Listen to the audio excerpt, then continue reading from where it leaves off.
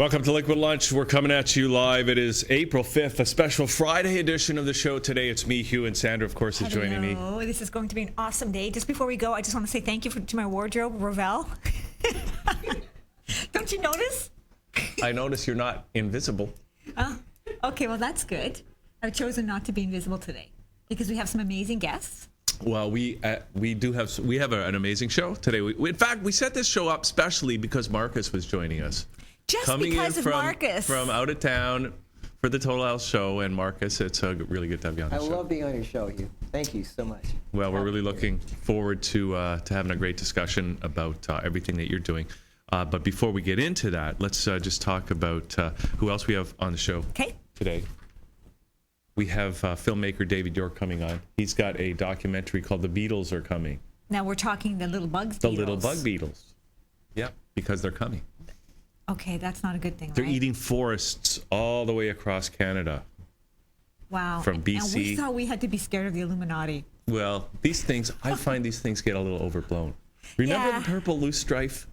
The purple loosestrife is going to take over. I never even heard of that. Have you heard of the purple loosestrife? No? I'm surprised it's not in your book. It's probably really good eating. It's not a plant. No, it is. Okay. Yeah, the purple loosestrife is a plant. It's purple. It's a purple flower. And it's taken over where the bulrushes used to be. So the environment's always changing. But it was that much ado about nothing? Is that what you're saying? I'm just saying it's nature. It's the way it goes. It's the way it goes. We gotta kind of adapt, So right? we're going to find out. Adapt or die, right? Well, we'll talk to David about that later. Also, Hunter Williamson will be here. Oh my God, Hunter again. Yes. It's a super show we got today. Oh, it's amazing. I know. So he's, of course, a psychic and a decorator.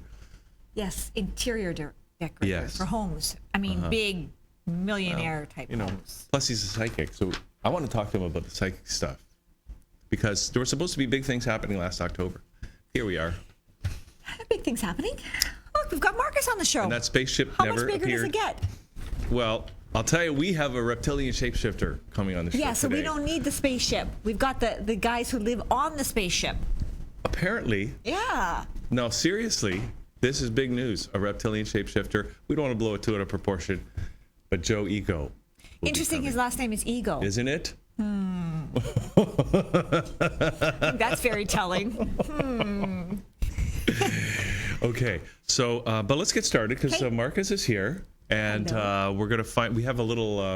We're gonna play the short one first, Markus, and that'll give a bit of an introduction to what we're gonna be talking about with Markus. Sounds great. As soon as we come back from this. Yay. So here's the video. We'll be right back.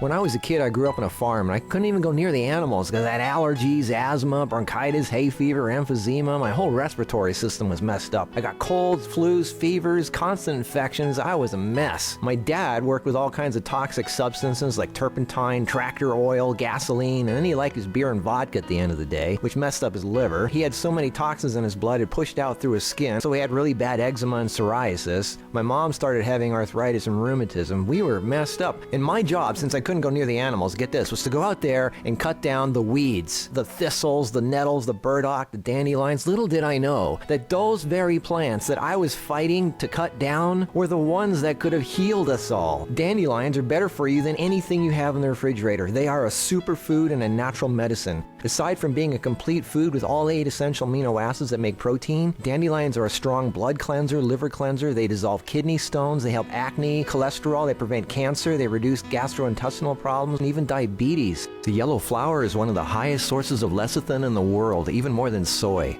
And burdock, that's that plant that has those little round Velcro balls that sticks to your clothes and your hair. Little did we know that that's one of the world's top 10 healing herbs. It's a very popular anti-inflammatory, antibacterial, antifungal, anti-tumor. It cleans the blood so well, it makes it one of the world's great skin cleansers. It removes acids from the blood, which makes it great for eczema and psoriasis. It balances hormones, arthritic, and gland problems. And milk thistle, thistles. All thistles are edible. Milk thistle is that tall herb with the spiky, sharp leaves, and it contains that white, milky-like liquid that, by the way, if you put that on moles, warts, or skin cancer, it helps dissolve it away. Milk thistle is one of the best things you can take for liver. It helps cure hepatitis as well as cirrhosis of the liver. The seeds contain a substance called silymarin, which coats and guards the liver cells by preventing toxic materials from entering the cells and helps rebuild and regrow new liver cells. And mallow, that common plant that grows everywhere in everybody's yard, yard is good for bronchitis, asthma, emphysema, getting rid of mucus. It helps the whole respiratory system, especially when you're suffering from colds. It also helps digestive problems like stomach ulcers and urinary tract swellings and inflammations.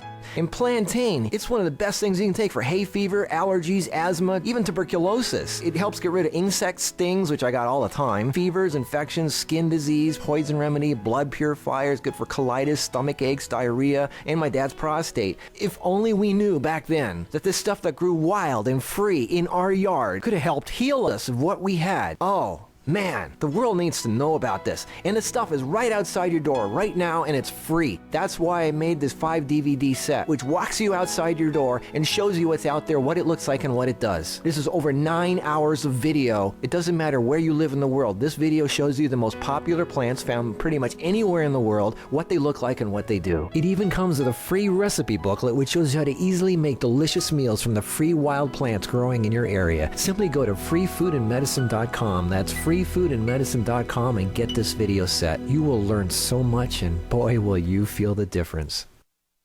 Okay, wow, that's exciting. It is. That's really, now we talked a little bit about that the last time you were here, Markus, but yeah, I had the DVD set, and then everybody said, well, I can't take a DVD player out in the field. Give me a book. oh, that's right. And it was, I did this for myself too, because I love this. So I wrote this. This is a lifetime of research, and I wrote this. This weighs 2 pounds. You can take this out, and it's the worldwide edible plant guide. It shows you any plant basically growing anywhere in the world. So it's not just per area. So this is not just for North America or Canada. If you're in Africa or Australia, it even has a section on desert plants, because I live in Las Vegas. So it's got seaweed. It has everything. So Markus, how do you know so much? There's no limit to the information out there. I don't know. Are you just a sponge, or? I just love it. I just love the subject matter. I like self-empowerment. I like being on my own and not depending on anybody. And no doctors, no bankers, nothing. I just want to be free. So is this self-taught? Or did you study nutrition or anything? Or did you just learn for yourself? I had to, because I almost died 4 times. I was born with a weak immune system. By the time I was 27, I was dying. I had glasses thicker than my finger. I was bleeding when I went to the bathroom. It was bad. I was just really messed up. Nobody knew what it was. And I never drank. I never smoked. To this day, I never did a drug. I never did anything wrong. And I didn't know it was basically what I was eating that was killing me. Just the American diet. Just junk food. And it took years of research. I tried vegetarian. I still got sick. I tried veganism. I still got sick. Pasta, bread, cereal is not food. It doesn't grow in nature. So it took me a while to realize, the more I got back to nature, eating the things that we were designed to eat, all my problems went away. Do you wear glasses at all right now? No. So how do you attribute that? I wear contacts. I used to. I hate contacts. Yeah, I know. I used to. So what did you do?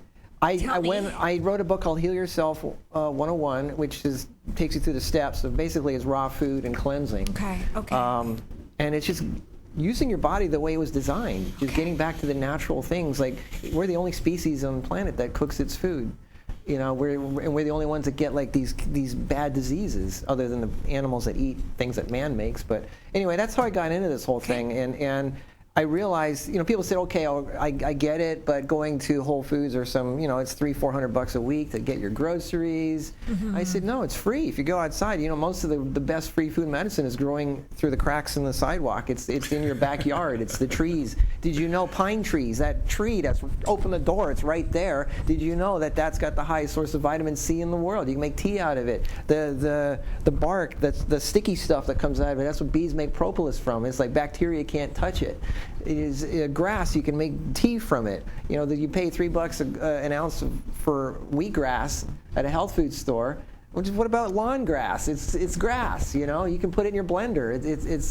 It's that people they can't put the connection together between that expensive stuff you buy in a health store and the free stuff that's just growing in your yard. So it's really about changing your thinking too here. It is. Weeds are survivors. They don't need to be watered like farm plants. and they don't have, there's none of this GMO organic and everything. It was like these things, they have to survive. They have to, wild plants have roots that can go down like 120 feet, like red clover. It's only this high above the ground, 120-foot roots. Wow. They suck up more nutrition and minerals and phytonutrients than anything that grows on a farm. So that stuff you buy in the produce section, it was already killed 2 weeks ago. It's dead. You pick a plant, put it on the table, and watch what happens within the first hour. It's dead. Yeah. So that stuff you buy in a store, it is very More little than nutritional dead. value. The wild plants, because they're survivors, they have so much power. I mean, you just put one dandelion in your mouth, and it's like, whoa, it's intense. You just feel the power. Now, isn't there a concern, at least in North America, about pesticides that sprayed? So is it okay to go in people's backyards or even the park? You'll find out first if they spray there or not. Okay, Like so most places, like an abandoned yard. Obviously, nobody's spraying there. Your backyard, you should know if somebody's spraying there or not. The book that I wrote, it's about the stuff that like you know in your neighborhood. What's this tree? Here's my yard, my neighbor's yard. It doesn't take anything to ask, did you spray here? People say, what about dogs and cats? Well, that's natural. Urine is water soluble, so nature kind of just takes care of that. Just wash it, Put some. If you're really freaked out about it, then put some hydrogen peroxide in the water, Okay, quick question though, because and I don't understand people who spray their lawns with chemicals. I don't get it, but people do that. Do you know, is there a time period, like say they stopped, or you buy a new house, and is there a time period where it gets cleaned, do you know? I would say, well, the more it rains, the more it washes through the system. Or to be certified organic, it has to be like 6-7 years, something like that. But for me, I'd say a couple years at least of good cycling with rain and stuff. That's a long time. I'm just getting a good idea, because I have a friend who's got a farm, and he's just let it go for years. Yeah. It's probably all valuable food that's growing all over the whole place. There's salads. There's actually a video I have on YouTube. It's kind of funny. I go out my front yard with my bathrobe, my fuzzy slippers, and I'm just waking up, and I just pick dandelions and weeds and some of the flowers I just eat right on the spot. Put them in my blender in the kitchen with coconut water or dates or something, and I make a green smoothie out of it. Put it in my glass jar, put a lid on it, take it with me in the car all day, and it's like that's my food. And man, the energy level is through the roof. There's no comparison between the wild plants and the stuff you get in the grocery store, which is. So if you go out into a typical field, say here in Ontario, that's just been left fallow for a while, like what % of those plants in your experience would be edible? Every living thing on earth has a purpose. Now, the poisonous ones, they're very concentrated in their medicine. They have a purpose. Right. You just have to know what it's for. Okay. Like some of the strongest cancer plants, you can't eat them straight.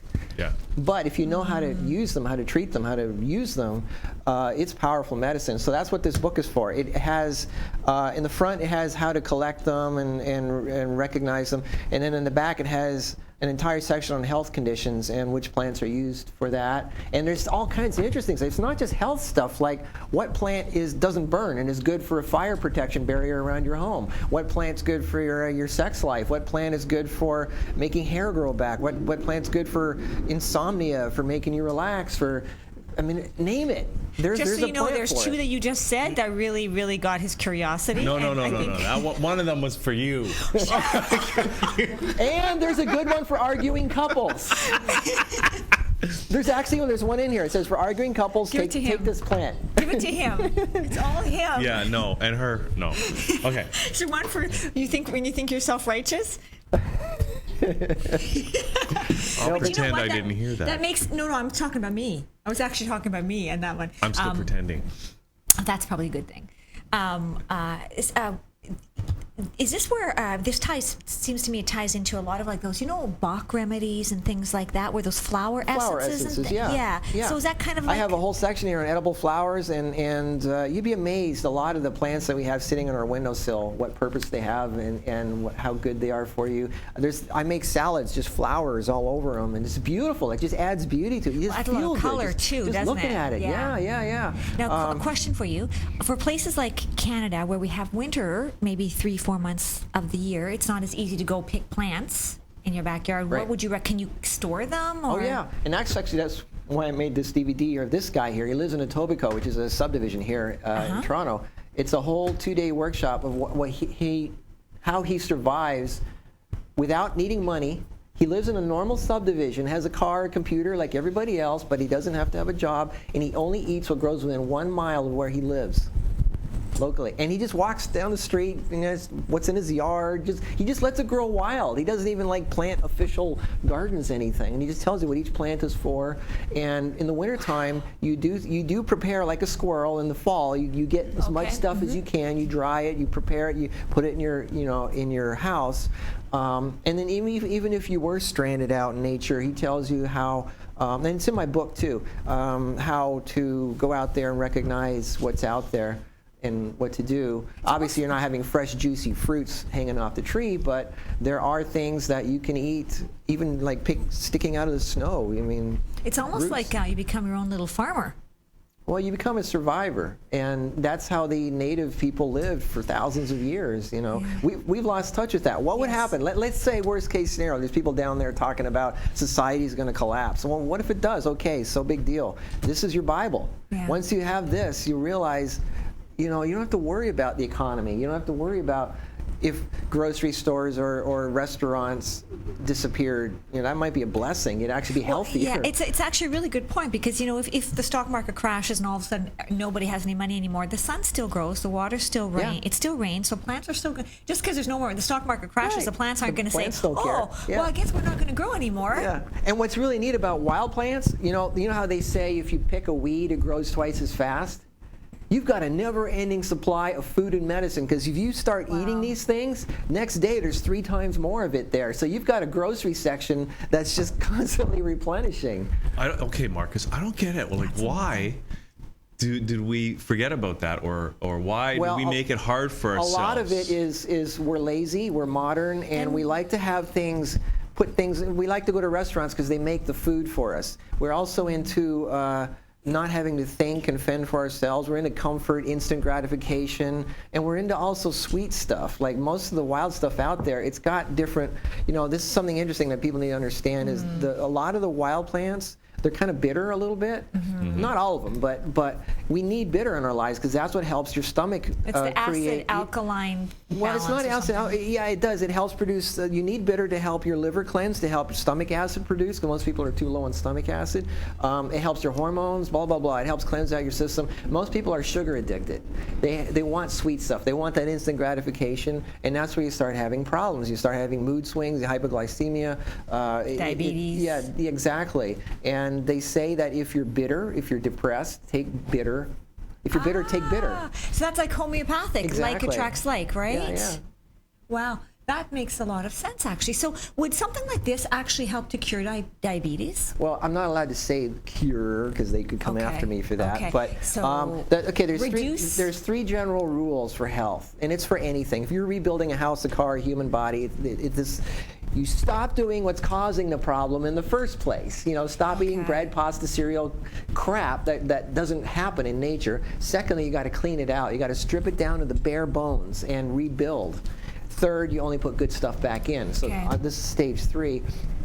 And that's what I do. I basically empower people real easy. I mean, the answer is so simple to anything. The real truth is simple. It doesn't cost money. You don't have to go to a store to buy it, This little bit of knowledge is all you got to...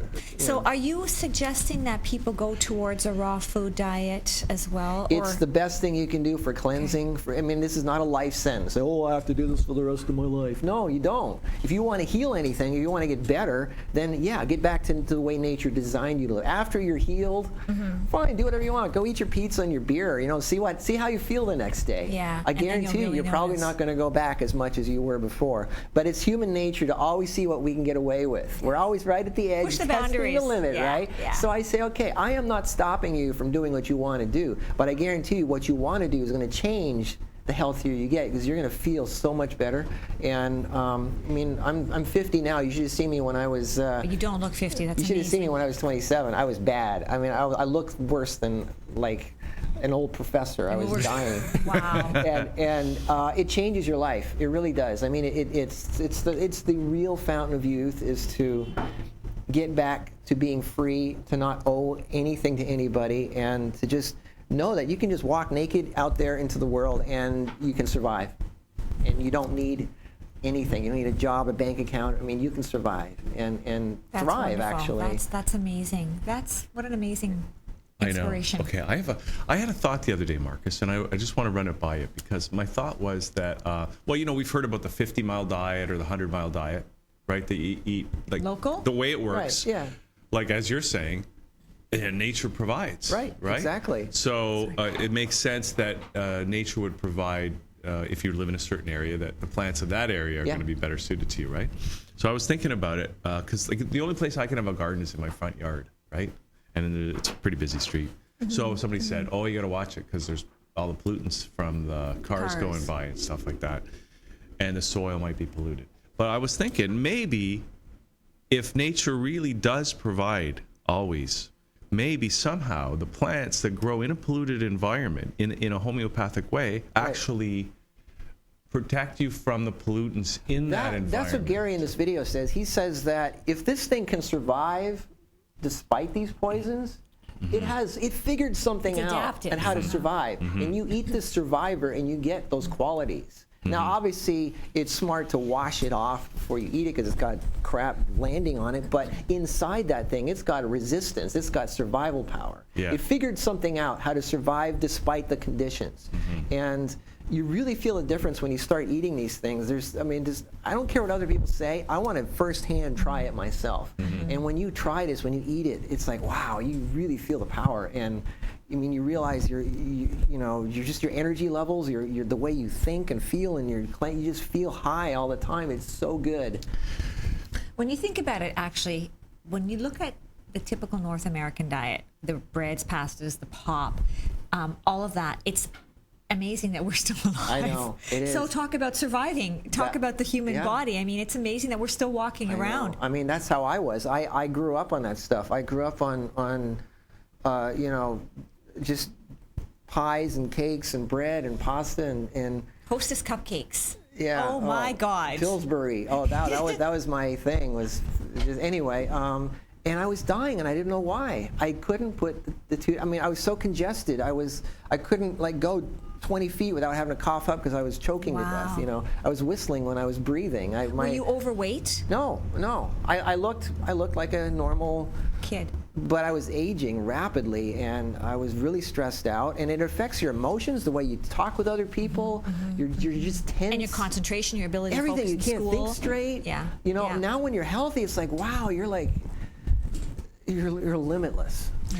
You know, I'm wondering though, even that something like, you know, because I'm thinking about Fukushima, right, and the people that are living in that radiation environment. I'm wondering if they grew plants in that radiation zone, if it might actually help the people deal with all that radiation. Let's put it this way: there are people apparently still alive from Hiroshima when the bomb was dropped, and they knew back then. I mean, they ate a lot of seaweed. There's certain things that chelate out the radiation and the heavy metals, because radiation has heavy metals with it.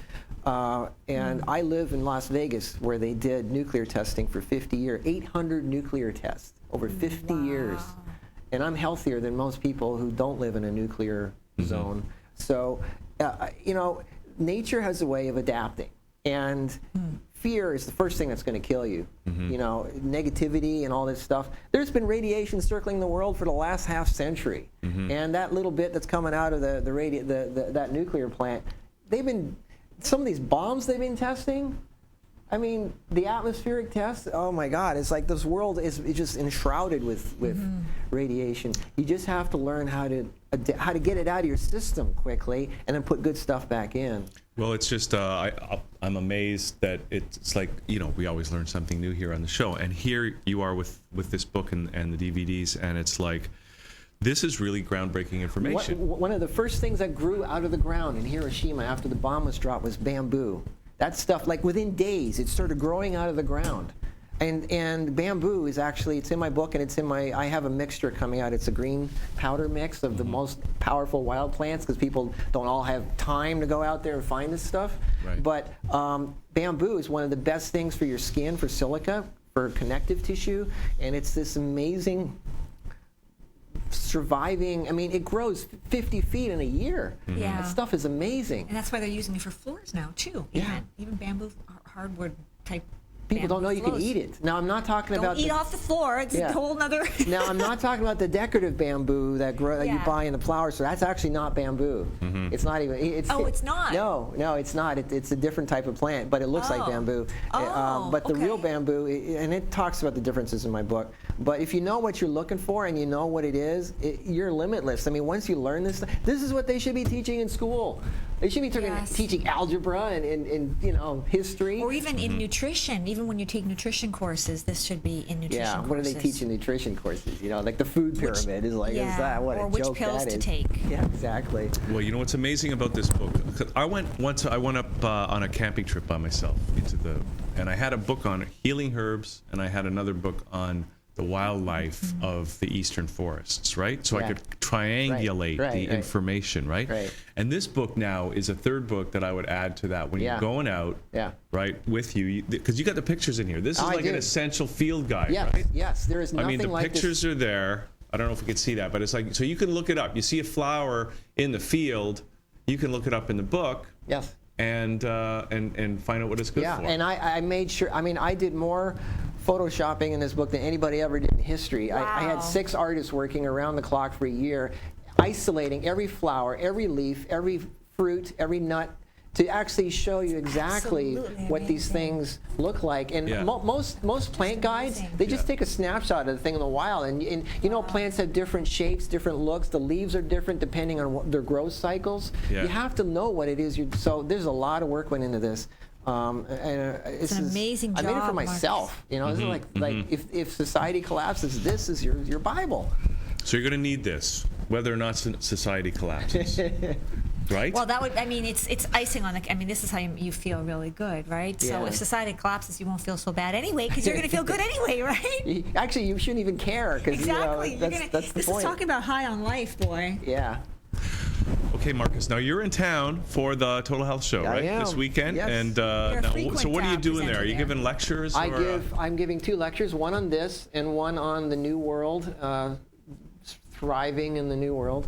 And Are you talking from a health perspective? Well, no, it's self-empowerment. It's Okay. to not worry about doctors, banks, to be actually successful and happy and living the life that you want without caring what economy does. I mean, you can literally start living your dreams, and this isn't fluff. I'm doing it. A lot of people are doing it, and it's very basic. It's the truth, like I said here, in nature. If you just learn what the truth is and start following it, it's easy. It's simple. It doesn't cost a lot of money. So I just set people free. I have a friend who goes to the health show. Oh, God, she's gone for like 15 years, and she goes to see you all the time. She loves you. Great. So she's going again. Good. To the Thriving in the New World talk. Yeah. So Yeah. when are the talks? If I you don't can- know. Okay. I think Saturday is one of them, and Well, I have 3 on Saturday. Oh, 3 3 o'clock. o'clock. oh, on 3 p.m. on Saturday. Saturday. Okay. And what's the other one? 2 2 p.m. on Sunday. All right. Well, regardless, Well, people you know can go there and they'll get all the info. Yeah, and Or you can go online. And I have a Yeah. table there, so you can buy this book and the DVD and What stuff. table are you? Do you know? It's probably pretty close to the entrance. Okay. And I'll be Table signing 200 books and or something. Wow. hugging babies and Okay, well that's good. So people can just walk around, look for you, Yeah. and look for the book, right? And And he stands out. Look Yeah, for the guy yeah. who looks like the surfer. And there'll be a big sign that says "Free Food and Medicine." You'll see. There you can't go. miss There it. you go. Yeah. okay. Anything else, Marcus? And you're Canadian. I grew up just outside of Newmarket. Back in the '70s. There you go. So it's not Wow. just He's a homeboy. yeah. Yeah. Okay. Yeah. I live in Vegas now. I follow the sun. Yeah, but you're still Canadian. I don't. I just belong to the world. There you know? you go. Okay, Marcus.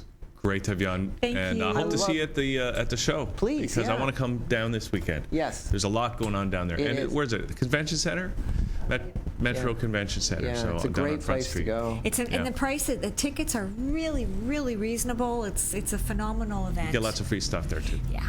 Okay.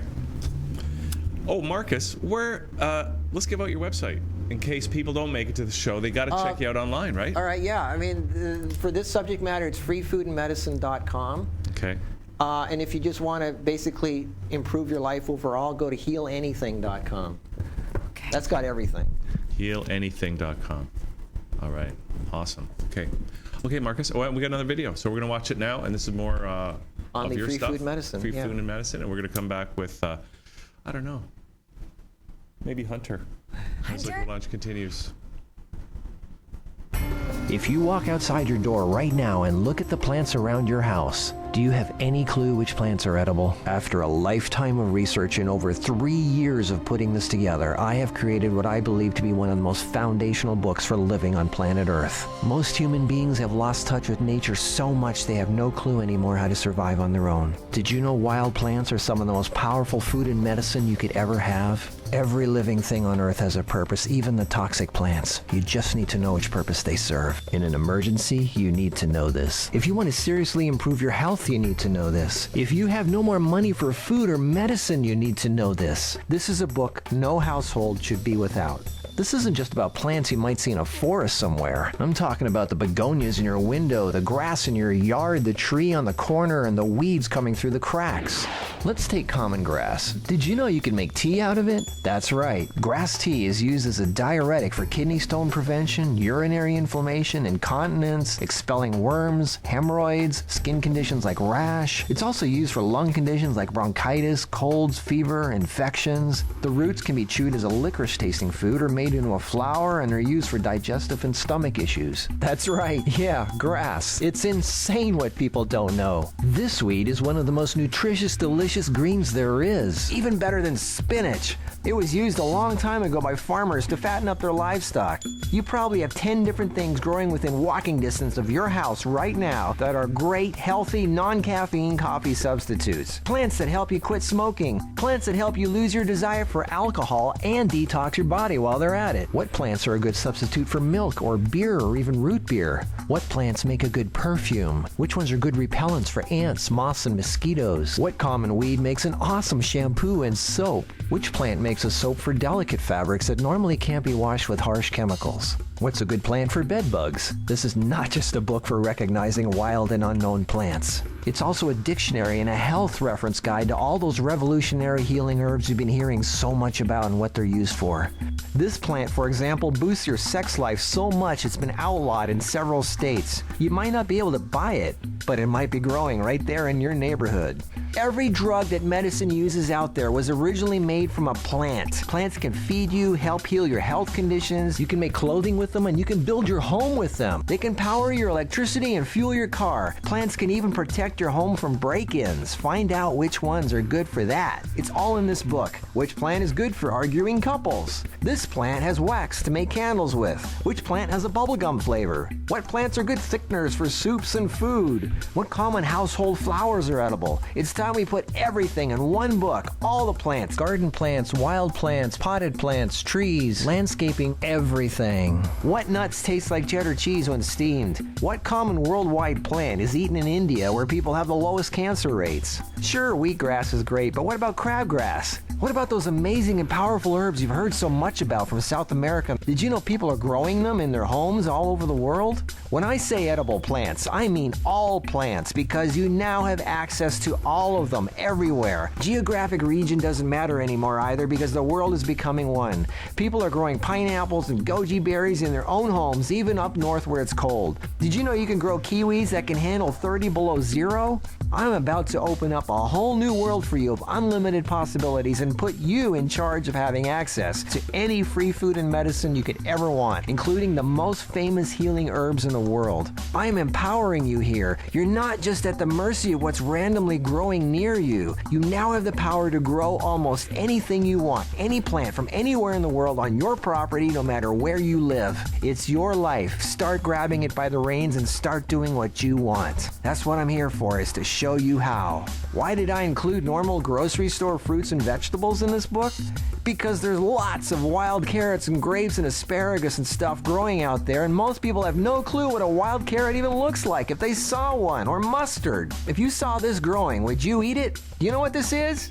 It's celery. This, on the other hand, is poison hemlock. You gotta know the difference. Most people have no clue. We need to start from scratch. When I say edible plants, I mean all edible plants. What are peely nuts and jackfruit good for? Which super powerful plants are good for fighting sexual diseases? What plant will not burn and makes a great fire barrier around your home? I didn't just create this for you. I created it for me, too. Why buy it when you can grow it for free and have an endless supply of free food and medicine for the rest of your life? This amazing Power Pack book covers over 1,000 plants found all over the world. It shows you which ones are edible, which ones are poisonous, what they're used for. Over 2,500 full color images. This is the ultimate plant and health reference guide. Just as important is the second part of the book, a complete in-depth cross-reference of every health condition you can imagine and what plants have been historically used for those conditions. What plant do you take for nervousness? What plant repairs DNA? What plants are good for anxiety, insomnia? Which ones are good probiotic food? What plants can you make your own soap and toothpaste and shampoo with? What are the best healthy low glycemic sugar substitutes other than stevia? Which ones increase nutrient absorption and athletic performance? How about the performance in the bedroom? Even if you don't want to pick your own plants, at least know what to look for when you go to the health store. This section alone is worth the whole book. Once you start looking at this thing, you're not going to be able to put it down. You'll be amazed at what's out there, growing right outside your door. There's nothing else like this out there. This is a book every person, every household should have. The Free Food and Medicine Worldwide Edible Plant Guide. Get it at freefoodandmedicine.com. Despite all Western propaganda said about the Syrian conflict, the real chaos is being orchestrated and funded from outside the country by US, NATO, Israel and puppet regimes like Saudi Arabia. A large number of the militants fighting the Syrian government are foreign nationals. Syria has been experiencing unrest since mid-March 2011. Many people, estimated up to 200,000, including large numbers of army and security personnel, have been killed in the violence, and over 1 million people have been displaced from their homes. Several international human rights organizations have accused foreign-sponsored militants of committing war crimes.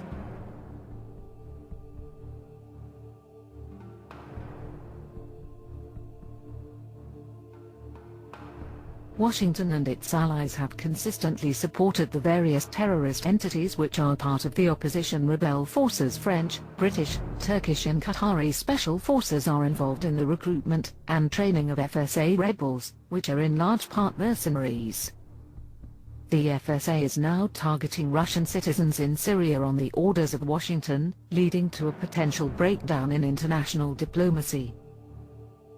Moscow considers these threats as akin to a declaration of war, stating that the armed insurgents in Syria, supported by the West, have been emboldened to a point that they have stepped into an area where they are beyond the law. After a lengthy cat-and-mouse games of propaganda, psychological warfare, sanctions, financing terror organizations by the West, and a game of military chess against Syria,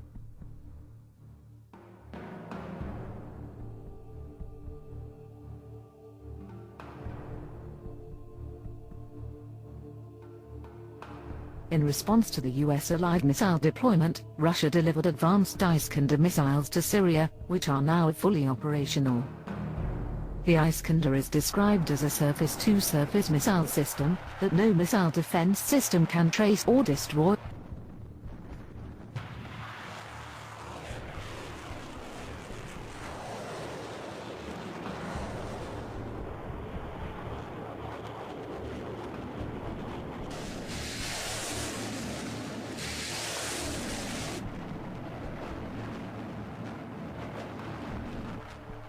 The superior ice can travel at hypersonic speed of over 1.3 miles per second, Mach 627, and has a range of over 280 miles with pinpoint accuracy of destroying targets with its 1,500-pound warhead, a nightmare for any missile defense system.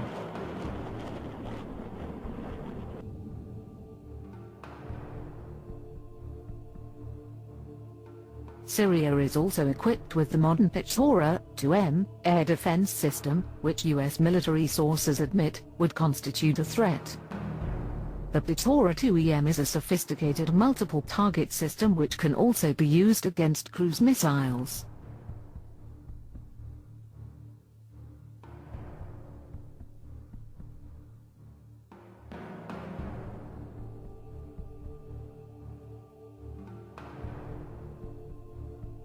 The US administration has decided to abandon the armed terrorist groups in Syria, who call themselves the Free Army, as the US is set to start negotiations with Russia for solving the crisis, according to Geneva statement. In an article published on Voltaire Network, the US administration has clearly decided to turn the page on the so-called Free Army, reminding that the US National Intelligence Council in Washington has sarcastically announced that the global jihad will soon disappear. The war on Syria has ended on the strategic level, and the Free Army has no chance to achieve their goals despite the Europeans' unceasing incitement against the Syrian leadership, indicating that the flow of funds and weapons to the gunmen has dried up, and a lot of international support has stopped. He said that the US administration will embark on a peace plan on Syria as soon as it gets ratified at the Senate. Syrian President Bashar al-Assad reportedly is planning to deliver a speech sometime in the next 2 days to address the situation in the country. Assad is expected to express his views on ways to resolve the Syrian crisis. The Syrian president will also discuss agreements reached in Geneva, where foreign ministers from the permanent members of the UN Security Council, Britain, China, France, Russia, and the United States and several other countries proposed establishing a transitional Syrian government comprised of both members of the Syrian establishment and opposition forces.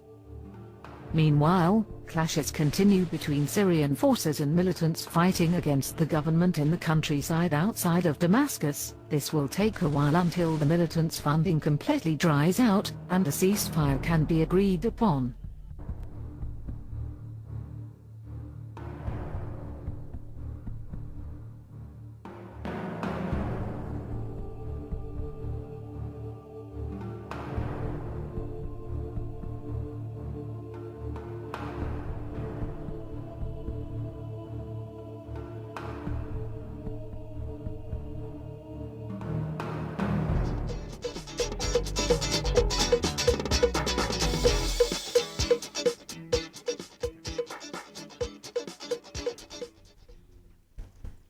And we are back on the show here. Me, Hugh, Sandra here, and Hunter Williamson is joining us here. And Hunter, I know you do so much. You're a psychic, an astrologer, and a designer. And a bad temper. Everybody in Cabbagetown can attest to that. Because of the Leo something or other. Leo ascendant 20. I think it's 28 degrees on the Prussian sun, so would be sitting around almost Virgo. So it'd be sitting probably around the 20th or 19th, he said, of August, if you were to look at it in detail. And Martha Stewart's the opposite as me. She's double Leo with Capricorn ascendant. So her and I would have quite the disagreement. Well, that's why she went to jail and you are walking around. I haven't gone to jail yet. I know we're still underwear. But if you ever do, it'll be. Okay, sorry, I had to throw that in. I had to throw that in. Forget it. I'm not even going to comment. Friends of mine out there will be laughing their heads on that. I was just going to say, if you ever do go to jail, she'll be on her way out. You can wave. Oh, she'll be coming out and you'll be going in. She's a great teacher. Any woman that knows 3,000 plants in their Latin name, I'd buy her Starbucks. Well, wait a second. I think you would owe Marcus one too then, because Marcus, I'm sure, has. Oh, he must. He should meet Martha. He probably knows. Yeah, Marcus and Martha. Wow, that would be an interesting combination, huh? He should meet a friend of mine. A friend of mine's another one that's brilliant. She owns a beauty supply company, Dana Panos. She is brilliant in regards to chemicals. You know, she'll tell you right away, don't give this to the dog, because we were talking about dogs earlier. Yeah. Give them a baby aspirin. It's exactly the same thing. Wow. She's the girl to ask. Wow. Okay. Well, we'll get her on the show sometime. Yeah, she's going to come on one day. I'm going to get her to call you. But let's talk about, before we get into the stuff that you're going to be doing coming up in the next couple of weeks, Before we came on, you mentioned these are interesting times for everybody. Is that what you said? One of the things that's happened, as a fellow of your guests has also agreed with me upon, I'm sure, is the fact that we have, my philosophy about astrology is that I look at it in very different ways. I don't count every second move of the moon. I get caught up in the whole story because I look at that with my readings. Okay. First of all, I will tell people right now, we're going to go through a world trouble about money again. It'll probably hit the proverbial fan by the end of August, beginning of September during Virgo again, because Uranus is in Aries. Uranus in Aries is a beginning. It's the beginning of how things have to recycle themselves. And here we've got, old man Saturn, which is its lower incarnation, sitting in Scorpio, fighting all of this, right? So you've got all the powers that be of post-World War, North America and, Eastern and Western Europe have gone through this huge transformation. That will not work. The financial structures that were put into place will not work the way they did. It doesn't mean that things are going to all collapse. Many people became very successful during the Depression. We are only 2 and a bit years into Uranus and Aries. It took 4 years from 1926 to 1929 for the economies to really go through the severity that they did. It probably also somewhat provoked, so we won't get into a political discussion. Okay. But as you know, the president at the time tried to do everything he could to prop up the American economy, and it went through his fingers. I believe it was President Coolidge. So we're in that sort of transformation. Okay. It happened in the 1840s. It happened in the 1770s. So is Obama going to be a fall guy too? Let's be honest. I mean, human beings, we're carnivorous beings. I've gone on about this with you guys before. We got to get away from this nonsense that we're not. We are part. I've always believed that we have alien involvement and we are carnivorous beings, either Precambrian man or whatever you want to call it. We have eye, teeth, we eat flesh. You're a vegetarian, that's fine, but we were formed the way we're formed. So what's going on is you've got the powers that be that cling and clutch, right? And then there's those that are wanting to control that. So there's this whole philosophy behind attainment, get, have, etc. Okay. So all of that's being reviewed. It's about showing a review of what's gone on, why, what's happening, and where we go from here. Okay. Uranus and Aries really is the age of Aquarius that everybody went on about when we were kids. We're in it now. Okay. This is the age of Aquarius. So what does this mean, Hunter? I think it's very enlightening. I mean, since we hit the Chinese New Year, that beautiful new moon, which was also very turbulent for a lot of people. January the 8th, 9th, 10th, it moved into by the 10th. Okay. It was very turbulent. I mean, for me, of course, I told you my little boy was poisoned, my little dog was poisoned, but it actually awakened my life. My life started to expand itself, and it's exploding. It's going like this. It's just completely opening. Wow. Other people are going through difficulty. Yes. I've had a lot of clients come to me, they're sun sign Libra, that are in a very, very difficult station in regards to what do I do from here? Where do I go from here? Pisces are really confused because, of course, Neptune is home, and they're going through I don't know what I love, what I feel, what I need. They're looking for something on some level. You know what I'm saying? Cancers are actually going to be in a very strong station because you've got Jupiter's move. Virgos as well. Virgos have come to a light of day. Have they? The big thing is about passion and allowing it, right? Yeah. Really?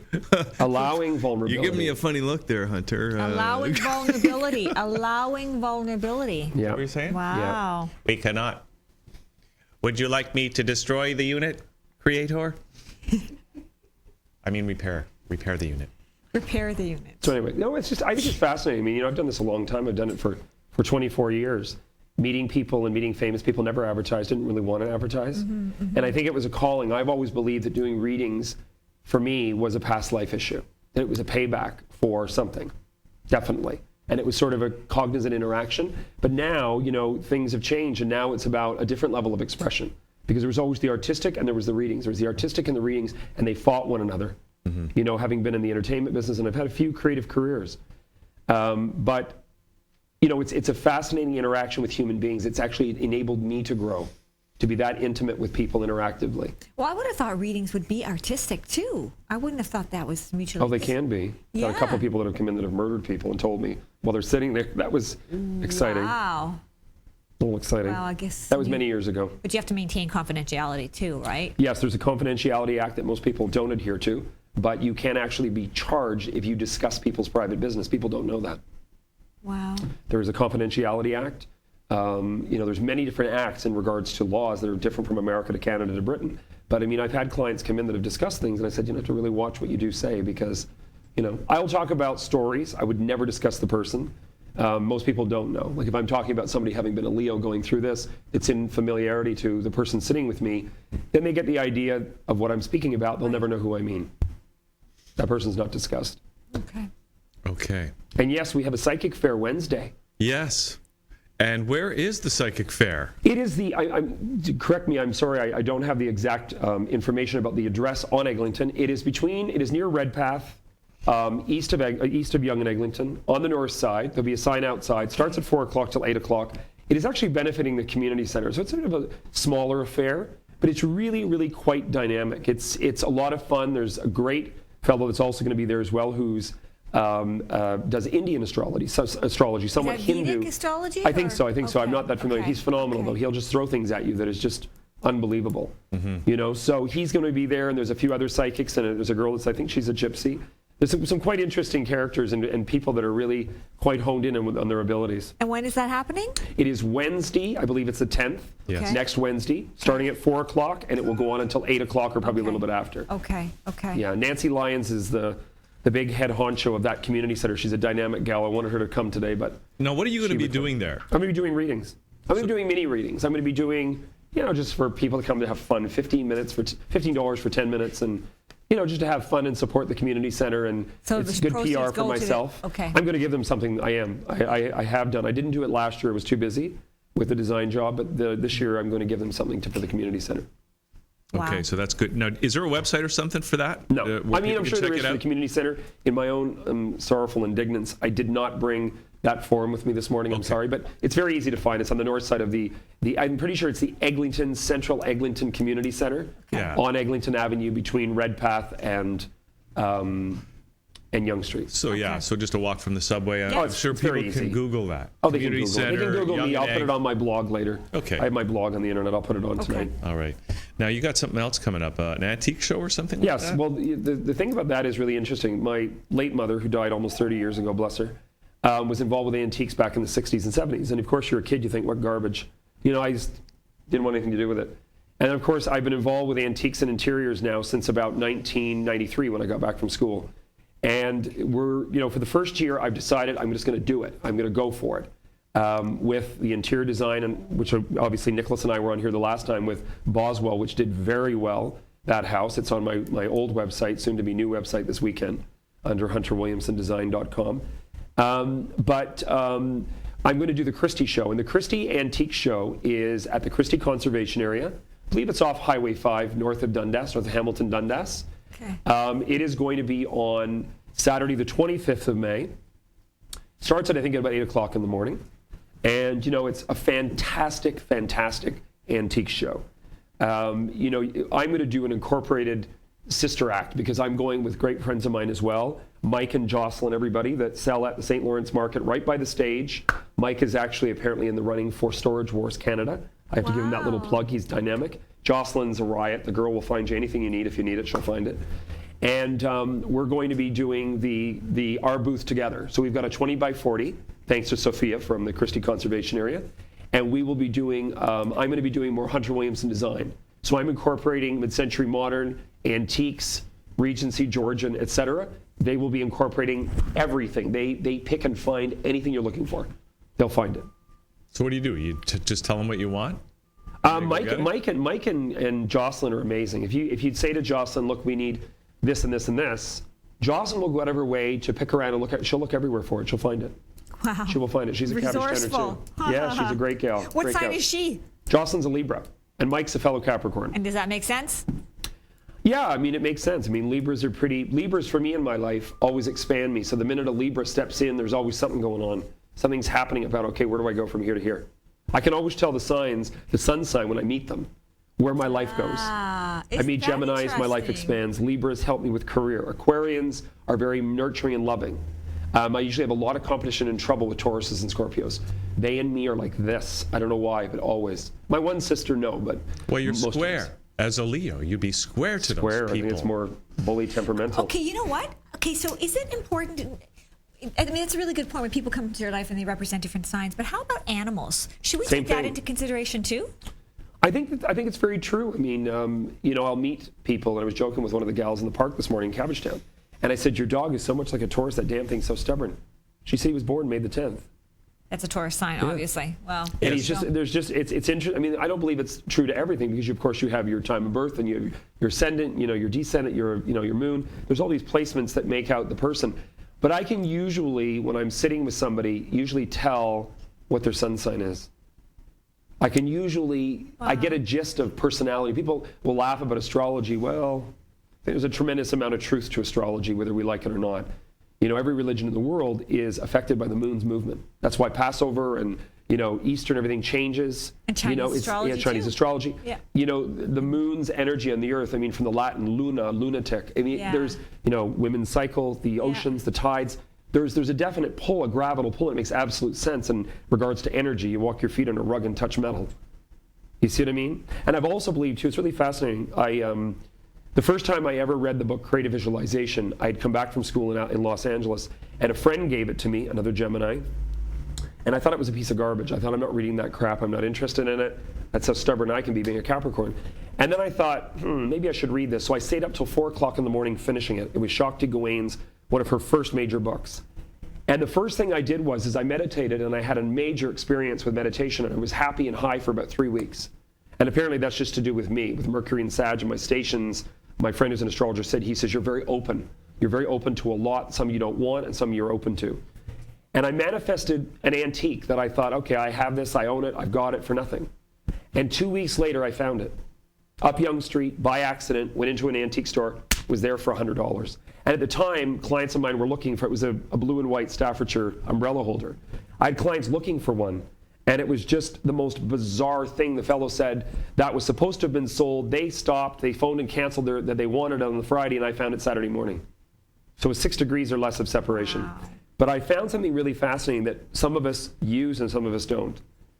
I used to meditate when I would at times go into the electric beach, into the tanning bed, and it would actually manifest like this. And I've realized now that when I meditate in the bright sun, the manifestation comes into reality much quicker. Wow. So there's something to do with the sun as well, with the solar energy and the rays of the sun with your meditation that aid it in regards to how quickly the manifestation Now, actually promotes. Is that personal to you, Hunter? Because I don't know. Or is I that just for know everybody? it works for me. Okay. Wow. Works for me. Very interesting. Just don't stare at it. No, you don't want to lose your eyesight. Do you have any questions? Well, Hunter, there's just so much. So people, okay, first of all, let's give people the information because obviously we talked about April 10th. They can look it up on your blog, Hunter Williamson Design. But you're looking to buy some antiques too, right? Well, one of the things that I am doing is my specialty really is antique holiday. I've been involved with that for many years. What does that mean? Well, antique holidays is ornaments that were linked to that time. So antique Christmas ornaments, especially the wire-wrapped ones. Oh. Feather trees. The Germans used to take feathers because the tree scarcity in Europe because of Christmas and cutting Christmas trees down was really at its worst in the 1860s and 1870s. So they started to adapt feathers from chickens. And they would actually dye the feathers, and they would strip them, and then they would glue them in a circle, and they looked like a pine tree. And they would use bendable wire on a stick center, like a dowel center, and they actually look adorable. They really do. So I buy those and sell those. Where would you find those? Oh, they're everywhere. There were so many of them. I even found one at the Goodwill store once. I walked in and found one and sold it for a blessed fortune at that time. Things are not worth the amount they were sort of pre-2004. 2004 was sort of a very difficult time with the antiquity market. We have to look at the demographic of post-World War II, our parents making these things valuable because it was part of their wartime 50s childhood. Mm-hmm. Then what happened was they all started to disperse all of these things. So everybody that was over the age of 65 in the late 1990s, now they're probably 80, was dispersing. So the things like cranberry glass and Flow Blue and Antique Holiday and even antique toys took a massive hit. You also had a celebrity like Martha Stewart again, who got into trouble. And one of the people have completely disagreed with me, but the sad state of affairs was at the boom of the internet and technology, Martha was right top notch. And she would have every week on her show an antique, and she would explain it. She's one of the biggest teachers, being a Leo. She would teach about the antiquity or the collectible, and that all dissipated with her show. Her show dissipated when she became sadly in trouble. But now you got the Antique Roadshow seems to be going yes, strong. I sadly, I'm sorry, but I like the American one better. American pickers, I got to meet Mike Wolf, and he's a wonderful guy. I met him in Clarence, and he's a Scorpio, but passionate as all can be, as you can see on TV.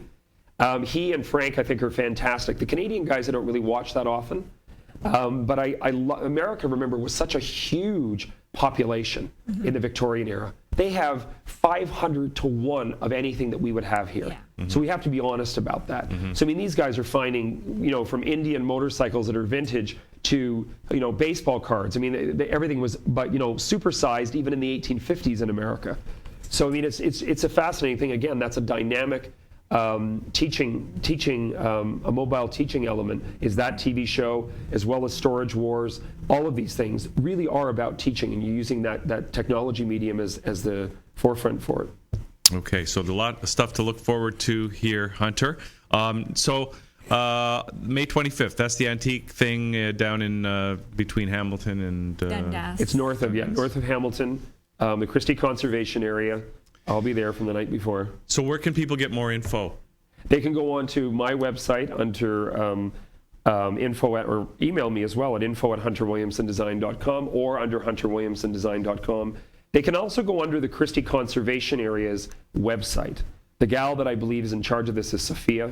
Sorry, Sophia, I don't remember your last name. Dynamic gal. They can also go down to the St. Lawrence Market on Sundays at the Antique Show. They have a sale there. They've had it there for many, many years. And at the Antique Show at the St. Lawrence Market, there's Jocelyn and Mike, and there's probably about 40 or 50 other great dealers down there as well that will speak to them and talk to them about the Christie Show and some of the major other shows in Ontario. Wow. Okay. Great. Well, Hunter, okay, before you go, though, just leave us with something. With the astrological omens and stuff like that. I'll give you hit financial crisis August, September. I think it's just going to be another bleep with Europe. But I'll give you one thing right now. First of all, we're moving into eclipse season. So the thing that we just have to all be cautious about Forget is hurricane season. We're moving to eclipse season. This one's going to be quite a doozy. So the eclipse that'll happen 25th of April, I believe is a lunar. I'm not sure. I don't remember. No, it's a solar.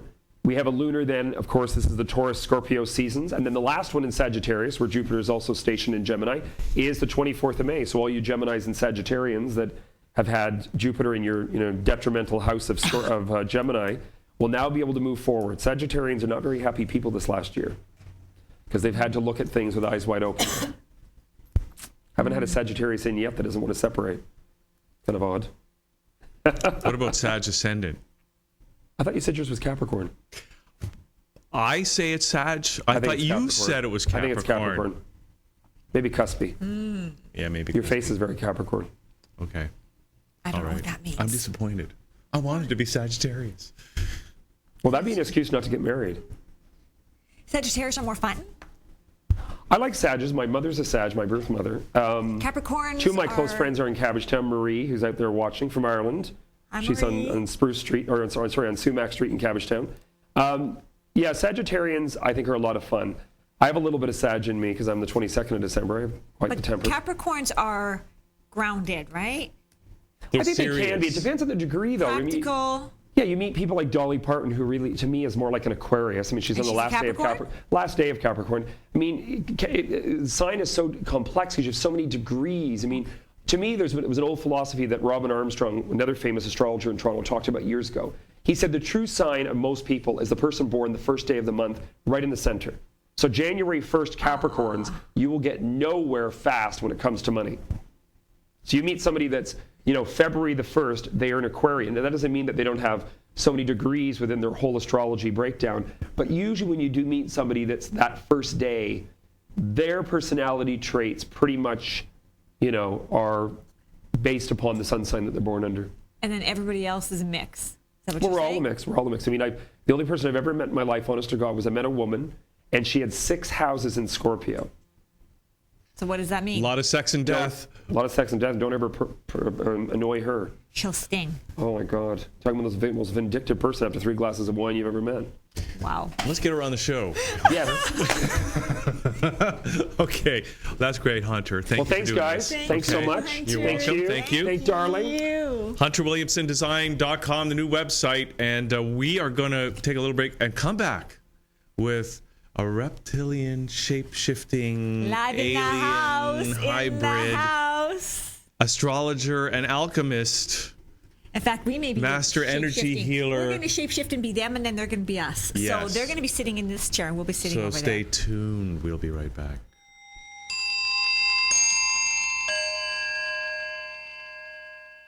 I'm Nancy Leader on the Zeta Report.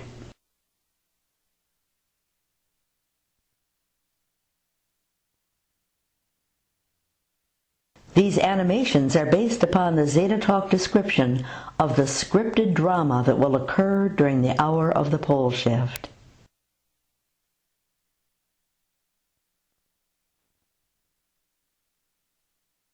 As the South Pole, gripped by the passing North Pole of Planet X, moves north, the crust is torn from the core and freed in this way, allowing pre-existing stress points to relax.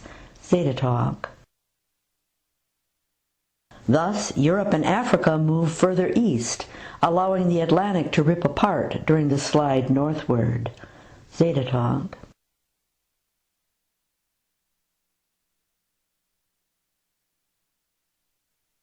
The immediate effect of the massive plate housing Europe, Russia, and the Near East to move is felt most strongly in India, as the Himalayas are driven over India at this point, effectively submerging this country in a wink. Zeta Talk.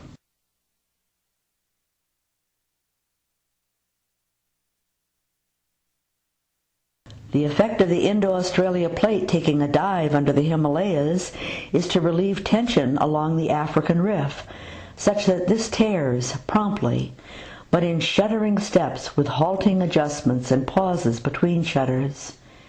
In essence, the movement eastward of the African continent is a momentum creating this tear. Zeta Talk.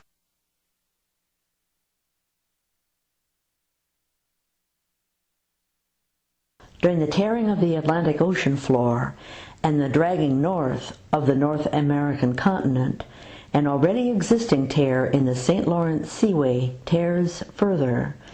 Essentially, the weak link in this landmass, held at so many points to the further side of the Atlantic Ocean. Canada moves north, while the rest of the Americas cling to the Atlantic Rift, while it separates. Zeta Talk.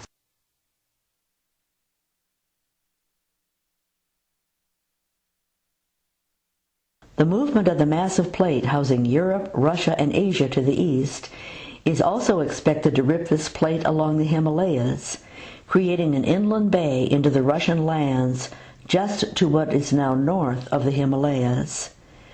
This follows in jerks and tears over the hour of the shift, along with the tearing of the African Rift. Zeta Talk.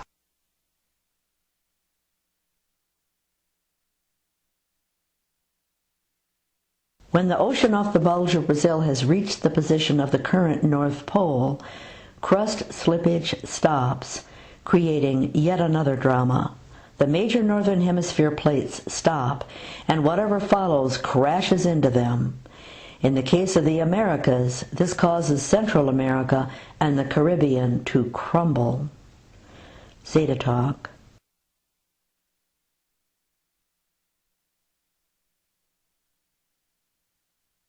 In the case of Africa, already sliding eastward, the force is further movement eastward, as subduction of the Indo-Australia plate has already begun, the weaker link already established and momentum in process.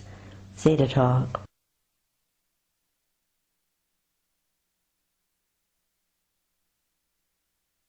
The pileup is in what was the former northern hemisphere, and the compression of the Pacific is creating resistance as plates are subducted under the Americas, and then Japan explodes and Indonesia crumbles. This frees the plates south of the tips of South America and Africa of stress. As the Pacific adjusts reluctantly, pressure toward Antarctica, the one place on the globe not experiencing plate pressure, allows new land to pop up between the tips of South America and Africa. Zeta Talk.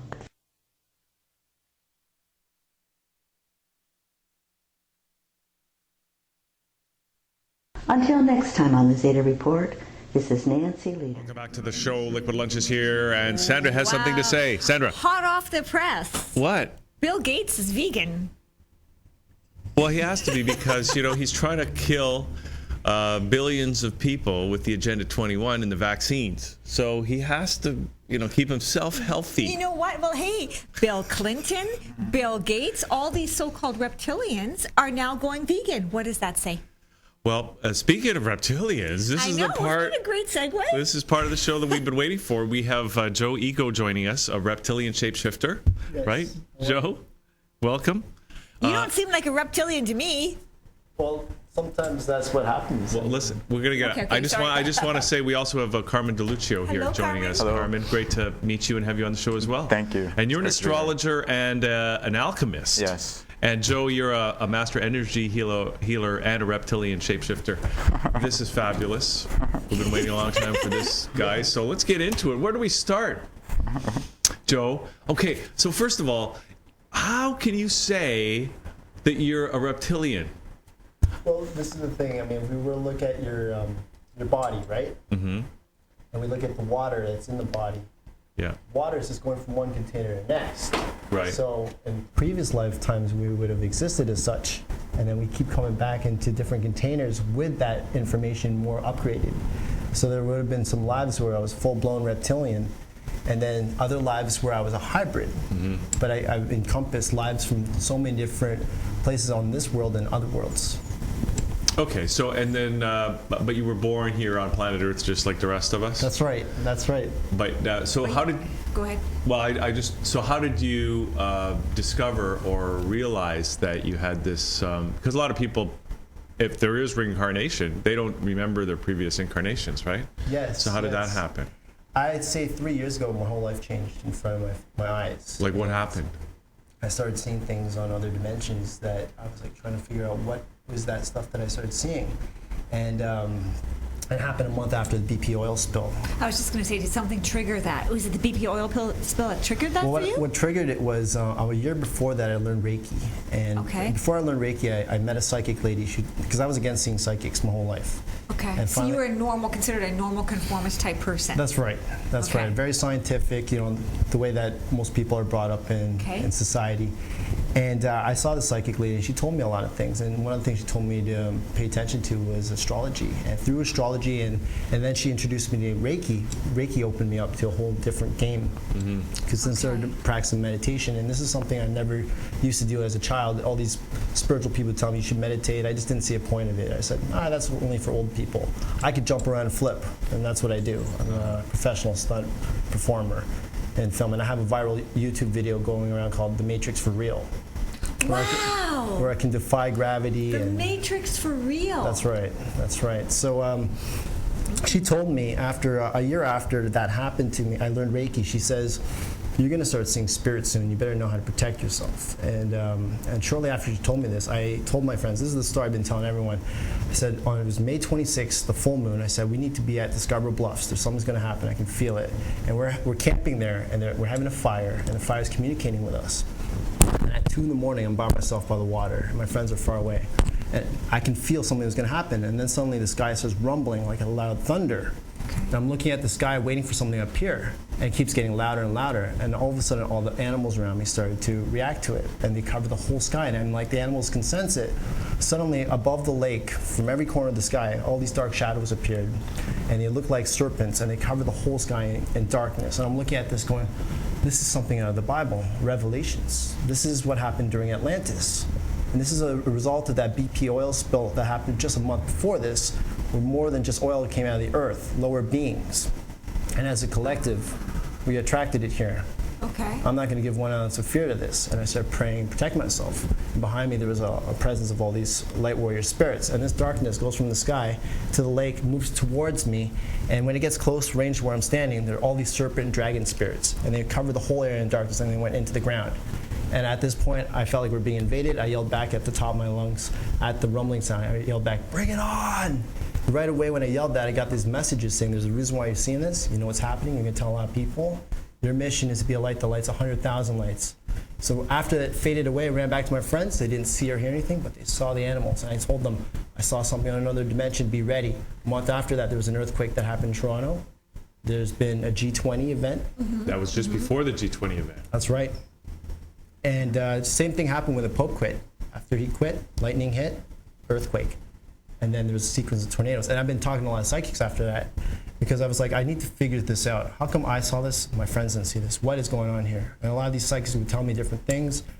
I just want to fast forward a little bit, but that year I saw the Dalai Lama in Toronto. He came, it was the full moon, October 22nd, and when he was in Toronto and I saw him, I saw these huge light beings around him, and there was these beings telling me, they're basically saying, we're looking for the new future leaders to pass the torch down, to empower the world for the golden age. That night I saw a psychic woman, because I went to a house and the psychic lady travels and she comes to town every so often, and the moment I saw her, she goes, what are you doing here? You belong in the 14th dimension. And we started talking afterwards, and she's telling me I was a third Dalai Lama figure, and I was a monk, and different things. And then from there, I met other psychics too that also told me things about my past lives. One of them said, you're around since ancient Lemuria and Atlantis, and you took on some lives as Reptilian. And that, when I started paying attention to that, that's when I started to realize there's something going on here. This is the reason why I always felt this as a child. And the moment I paid attention to it, it started activating things in my DNA that started coming out. And that's why I believe a lot of people have this junk DNA. It's just not activated yet. And when you start paying attention to it, and you activate it through different forms of energy training, you start to become your true self. And I believe a lot of people are starting to realize that now in the golden age of Aquarius. Okay.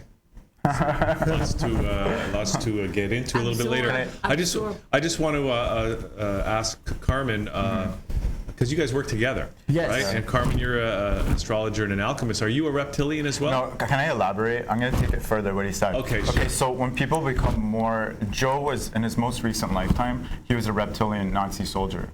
Sorry. So the more you become one of the purpose, I'm also an alchemist, and the whole purpose of our humanistic alchemy, I'm a humanistic alchemist, is that we want to embody more of our soul, because we only have, there's a big division between our higher self and our physical body, and part of the whole process, this 2012 period that we're in, is to embody more of our soul.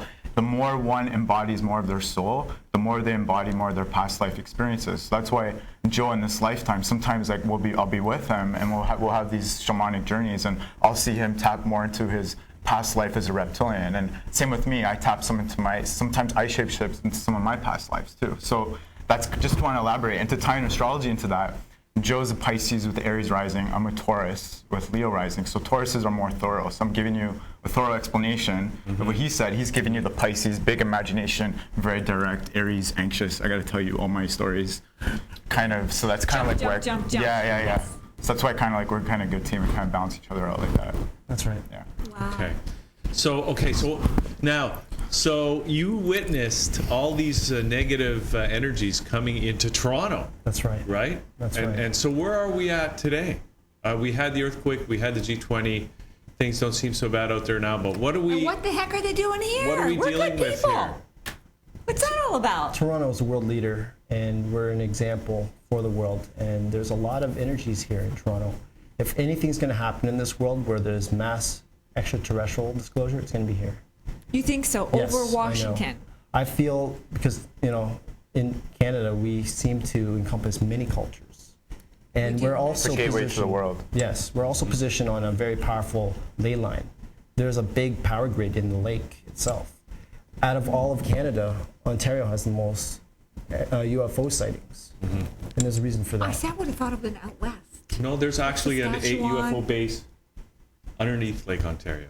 And there's like a little mini Bermuda Triangle. There is. in eastern Toronto Lake Ontario. Island too is a potent spot as well. Yeah. I think there's a ley line on there. I'm not sure. And I also That's have the a word on the street. That's right. I also have a piece of metal from a starship. I'll talk about it. Whoa. Okay. Can we zoom in and see that? We'll try to just maybe put on the table there if you could, Joe, and we'll zoom in it. But while we're getting ready for that, are we okay here in Toronto though? Because Yes. tell us, why we're okay here in Toronto. Well, Toronto is, I believe, is a great place because we're not close to the coastline. We're high elevation, and we're surrounded by nature. And there's a lot of things you can do here in Toronto that a lot of parts of Canada always try to question. So I feel Like like what? it's just they look at us almost like a bridge to like the States or even like an international city. That's why I feel that's why healers like John of God came here. Because he was called, because this place is where it needs it the most. So Canada needs the healing the most? Is that Well, what I you're feel saying? like in Toronto, and talking about Toronto in astrology. Yeah. Toronto's a Capricorn, That's right. right? Toronto's so a Capricorn? Toronto's Capricorn as of 98. Isn't that interesting? Okay. So that's why, like, one thing about the shadow of Capricorn is that people are like work. They don't have time for anything. They're always trying to climb up the social And ladder. that's what Toronto is. That's what Everybody Toronto comes here is. to work, right? Yeah, everyone comes here to Yeah, work, right? yeah. But at the same time, the good thing of it is people that come out of Toronto always strive. People in Toronto, Capricorn is all about striving to be the best that you can be, whatever you're doing, whatever career, whatever. So a lot of people that come out of Toronto, a lot of the world's leaders, or even in entertainment, look at the top two entertainers, Drake and Justin Bieber. They come out of the GTA, right? Or Drake does, anyways. And ever since '98, since they amalgamated Toronto, that was under Capricorn. So that's why ever since then there's been a shift. There's like Toronto's become more of a focal point. And even the Illuminati, the powers that be, like they're aware of this. That's why we have the Sky Dome and the Rogers Center and the CN Tower, the major phallic symbols. That's the focal point of Toronto. So there's this. They're the symbols for the Illuminati? Well, they always use phallic symbols as. Yeah, like the Yeah. Washington Monument, like Yeah, exactly, but we have both. Cleopatra's Needle, like all that stuff. But right? the CN Tower is the penis and the Rogers Center is the vagina, right? So it's. I didn't know that. Yeah. I knew that. I Yeah. can't believe you didn't know that, Sandra. So the Illuminati, the people, they know this, right? There's a lot of like major players here. There's a lot of good and dark happening here, and Toronto, I just look at it as the gateway to the world because it's the most multicultural city in the world. If an alien wanted to check out Earth and just like quick, they could just come to Toronto and see all the cultures. But they're all working too hard. I think they're here. I saw some. Sometimes you see them in bars on the dance floor. Okay, can we protect ourselves from some of these negative energies, or maybe did you Absolutely. that night, Joe? Did you? Absolutely. I think it's very important to protect yourself. That's why a lot of people are getting sick with things they don't even realize, because their aura field is completely wide open. And when your aura field's wide open, these entities can get inside you, and then they can grow into things like tumors, or they can even start controlling your thoughts. It's an energetic parasite. That's really what's happened. And because of we look at like the foods that people eat, the drugs that people take, just the way they try to lower the vibration in cities on purpose, it's easy for these things to get in there. Now, who's they? Small group of people on the planet, 13 families to be exact, and they have different genetics from the rest of us. They So we do? are talking about the Illuminati then. That's the 13 families that so many speak about, That's right. right? What do you mean they have different? Rothschilds. That's Don't right. mention any names, Okay, Sandra. oops. They're fine people. Yeah. Well, can I Well, add maybe to not that? people. Can I add to that? To go even deeper, there's people that believe that there's also ultra-terrestrial or extraterrestrial entities that work through these people, which That's some people will call them the Velans or the Anunnaki. And sometimes a lot of people in the spiritual community, people who are channelers and psychics, sometimes they're channeling the negative entities, and sometimes there's a lot of deception within the New Age community that we need to be aware of. So the Anunnaki are negative, but aren't there positive Anunnakis as well? No, there's positive ETs and entities, Okay. right? But there's also a lot of negative ones, and the negative ones are really going out of their way. Like they have an agenda to push the future of our planet in a certain direction. Where do they want to push it? Well, they're doing lots of things. They're controlling the politicians. They're controlling the spiritual leaders. They're like the Pope. They're controlling lots of things from different areas. But then they're also infiltrated the New Age community. There's a lot of black magicians who carry the Luciferian archetype. There's a lot of deception within the New Age community. If you So go how to do we watch for that? you just got to protect yourself, and you gotta the thing is there's a lot of delusion. Like, what's really important for the New Age? Like, is it really important? Like, even talking about ETs, I had an amazing extraterrestrial contact experience, and I believe in ETs, but is that important? No. What's important is we came here for an alchemical experience. We didn't come here for ETs to come pick us up and take us off into space. We came here to develop our soul. We came here to perfect our soul, and we came here to develop the evolution of the planet. So that's what's important, and a lot of people in the New Age community are trying to veer people away from that and say, hey guys, look at this, look at this, look at this, all this fancy New Age, wow, like crazy stuff, and it's turning people away from their true purpose. And even within psychedelic festivals and parties, like all that stuff is great, and I think it's a good tool to expand your mind. But even within those communities, there's a lot of deception and people they're not evolving the way they need to evolve because they're being blocked by escapism. A lot of escapism going on within the New Age community. All right, because you know, you look around, and I mean, sometimes I'm aware of a lot of this stuff, and you look and see what's happening with the economy and with what the bankers are doing or what the government is doing, and you can get kind of discouraged, right? And you see people on the streets that are in trouble, whether they're homeless or they're mentally unhealthy or whatever, right? We see a lot of bad stuff. And trying to maintain optimism and a healthy attitude. I mean, what do you guys say how to do that? Like, do you have any suggestions or comments? I think the most important thing is to get informed. I think the only thing that's lacking in this world is information, is consciousness. And we're coming out of the dark ages, and now with the internet, and people, ignorance is no longer an excuse now. Enough people can learn how to read and write and use the internet, they can start to understand what's going on. One of my favorite movies out there exposes a lot is Thrive, and it shows why aren't we thriving in this world? What's preventing us? Enough people out there demand free energy device, we get that. Then we don't need money. It's coming too. By the way, the free energy cat is out of the bag. That's It's right. going to When hit do you this think year. it's coming this year? right. Okay.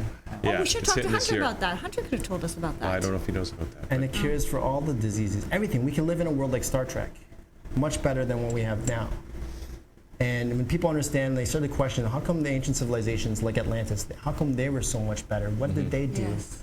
What did they know? This is what happened. This is the fall. The people who are living in North America and Europe, it's similar to what happened in Atlantis. Well, and sometimes I wonder if it's ever possible to achieve that kind of civilization here on the reality plane. We're going back to that. Without it always inevitably falling, because it always takes one bad apple to spoil the whole bunch, right? Everybody can be happy, but one madman with a nuclear bomb can spoil your whole day, right? Or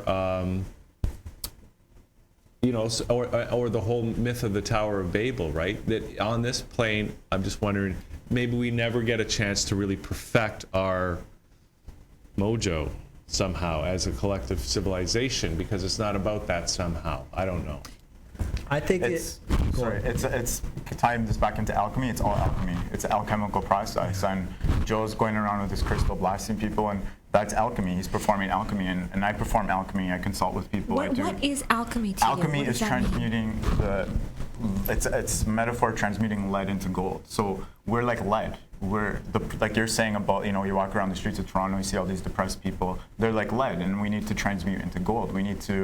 I can go really deep into this. I'm actually writing a book about this right now, and I can get into a cosmological view, but where, generally is we need to be in alignment with the universe, and when we're living from the heart, that's, step one is getting informed, but step two is, okay, well, how do we, all this bad stuff is happening. Yeah, great, we can tune into Alex Jones and all these people, but what's the solution? That's the problem. What's the solution? It's living from the heart, coming from a place of love, being in alignment with I like to call it the solar consciousness, embodying the soul. That's the alchemical process, but we have to first come from the heart first, and the more we live in our heart, the more we channel our heart, the more things come up that we need to transmute. So you start living in your heart, something might come up, you might need to clear up a relationship with somebody, your family, your mother, like things like that, and that's part of the alchemical process. And it's kind of like Bashar. I don't know if you know about Bashar. I don't totally subscribe to Bashar, but he says some really good things. And he says that, it's called the slingshot effect. It's when the society gets so bad that we're like, holy shit. And then we slingshot into a new positive reality, right? And It's that's okay, you can happening say to a that lot- word on air. That's okay. And that's what's happening to a lot of people. And like you had Markus Rothkranz here. Yeah. And I do similar work that he does, and I call myself a nutritional alchemist. And the whole raw food diet is one example, is people eat this really bad domesticated conventional industrial diet, and then they go on a raw food organic diet and they transmute their body, right? And so that's like from a nutritional perspective. And there's so many different applications of alchemy, like Joe with his crystal and astrology and nutrition. And Yeah. It's important, though. It's important when you do become informed to not buy into that fear. That's right, because Because fear's there's a low ton vibration. of that out there. And Alex Jones, to me, is just a huge promoter of fear. He's an icebreaker. He's an icebreaker for a But lot you of have to people. be, but he also has lots of ads in between his interviews. Yeah. I'm an advocate of, this kind of dry food to store in that time that you need it. you know what? We have to surpass, because he's an icebreaker for people who already exist within the fear-based consciousness. Yes. So he has to address them from a fear-based consciousness perspective. But then there comes a point where if one wants to evolve even further, they need to release from the fear-based, That's the Alex right. Jones That's right. consciousness, and That's right. okay, problem. He's the problem guy. Look, guys, he's the problem. Yeah. What's the solution? Well, he's almost creating the solution too. It's almost like he's a full circle. He's like, here's the problem, but hey, I can You know sell what his you the solution is? solution. His solution is, let's go back to 1776. Let's bring back the Constitution, and that's going backwards. We need to look at everything. We need to embrace a holistic viewpoint of the world. We need to integrate the feminine, because we've been too masculine. We've been in a patriarchal society. That's the solution. We need to integrate our connection with the universe, our connection with the spiritual realms. That's the solution. We're becoming citizens of the universe. We need to get in touch with our That's feminine what's side. happening. Hugh. Don't worry, I am already. See how he talks? Notice how he talks more soft when he says that. We're not talking about that feminine side. But it has to do with love and healing, because that's the vibration of 2013. That's what I'm talking about. Thank you very much. 2013 is the year of the crystal. If you add up numbers in 2013, it's number 6. And when you look at natural crystals, they have 6 sides. Snowflakes have 6 sides. Honeycombs have 6 sides. So it's a higher frequency. So Okay. people, when they start to, the greatest health will make you feel happier and will create a lot of joy, which will clear a lot of negative energy. And when you feel that in your body, it's easier to go from your head into your heart. A lot of people have forgotten how to live like a child from within. And that's the only way we can enter these higher dimensional states of consciousness, is to move back into the heart, because the heart's unified. The heart is the midpoint between heaven and earth, right? Where when we're in our heart, we're actually channeling our soul, and we're actually, the heart is the heart is the modem to our sun, which is the server to the universe, which is the internet.